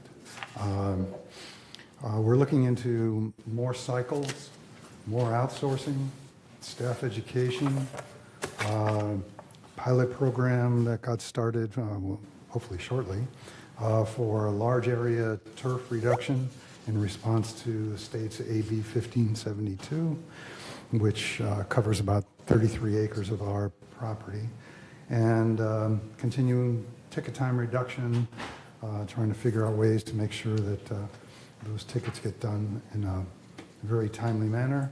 Also, slope refurbishment, some of that's already been done, that's ongoing, and also slope maintenance. Our next meeting will be here in the boardroom on February 1st at 9:30, and that's it. Great, thanks. Regarding the Water Conservation Committee, Jules isn't here today, but they're going to have their next meeting at 2 p.m. next Thursday, January 25th, here in the boardroom. So feel free to attend if you're interested in water conservation. And then our last third committee meeting is Resident Policy and Compliance Committee. This committee last met on Wednesday, November 29th. There was no meeting for this committee in December. The Resident Policy and Compliance Committee will next meet next Tuesday, a week from today, January 23rd, at 9:30 a.m. here in the boardroom. We plan to discuss our co-occupants and caregiver policies, our traffic rules and regulations, our temporary storage pod policy, and to see if any changes are appropriate. We also plan to continue our discussion on our disciplinary notices, trying to make them a little softer as we can. And we hope to also talk about a additional dwelling unit policy. And that's all we have for third mutual committees. We'll now move on to agenda item 14, where we will share our monthly GRF committee status updates, starting with the GRF Facilities Renovation Ad Hoc Committee. That's you, Ralph. Okay, GRF Facilities Renovation Ad Hoc Committee?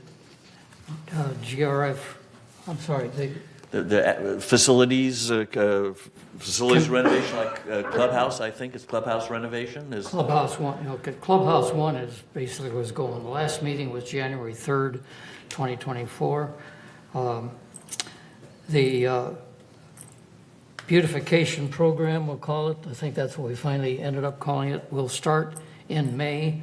Clubhouse One will be completely closed to all activities for about 6 months because of multiple vendor access, faster project completion, and just plain equipment storage around in the parking lot, and primarily for safety to prevent people from just willy-nilly traversing the construction site. About 70% of the usual activities have been temporarily relocated. Much of the meeting was involved regarding discussion by representatives of the remaining 30%, concerned about their particular interest group would meet. Places were referred, where their meeting place might be, and they were referred to the Recreation Department and other appropriate services. Next meeting is yet to be determined. Okay, great. Well, I have you. What's the latest from the GRF M&C committee? Okay. That'd be Ralph. GRF, the last GRF M&C, maintenance GRF M&C committee was December 20th this year, the day after our previous board meeting. And some of the items were discussed briefly or mentioned regarding 2024, such as Clubhouse One pool and fountain replastering, Clubhouse pool deck refinishing, the equestrian area lighting and security fencing, some of which is various stages, PAC reconstruction, restroom upgrades, revising the restroom. That I think that has been presented by the consulting people doing, 27 Diamonds, I believe, was doing that. Also mentioned was repair shop, electrical upgrades, welding shop, service center generator, and of course Clubhouse 1, which you just went through. The next GRF M&C meeting is 9:30 in the morning, February 14th, here in the boardroom. Okay, great. Thank you, Ralph. Next, we have the GRF Finance Committee. Andy? Okay, the committee met on December 20th last year, and there was some follow-up discussion about the square footage, per square foot room rent rate. Answered questions, a lot of questions about that, but bottom line on that is the GRF board voted favorably on it and was adopted on January 4th by the board, but I don't believe it'll be put into effect until February 1st. There's some housekeeping issues. And it was pretty well received. I was surprised by that, but it's a consistent approach that treats all rentable space equally, and it also introduces an adjustment factor, an automatic adjustment factor based on an inflation measure. So it avoids having to come back for additional rule changes, additional rate changes, because per the formula, they can be determined ahead of time. The next meeting will be February 21st at 1:30 in the boardroom. Thank you, Andy. What's the latest from the GRF Media and Communications Committee, Jim? The Media and Communications Committee is being revamped. The charter's being changed. What's happening is that M&C is only going to be responsible for content and those kind of publications, no longer responsible for physical facilities of the cable TV, that kind of thing. They've been changed from a department, and they're still in the process of changing all this. So it possibly will be Media and Communications will become a division of some other higher level department. And along with that, the Media and Communications will only be meeting quarterly now instead of every other month.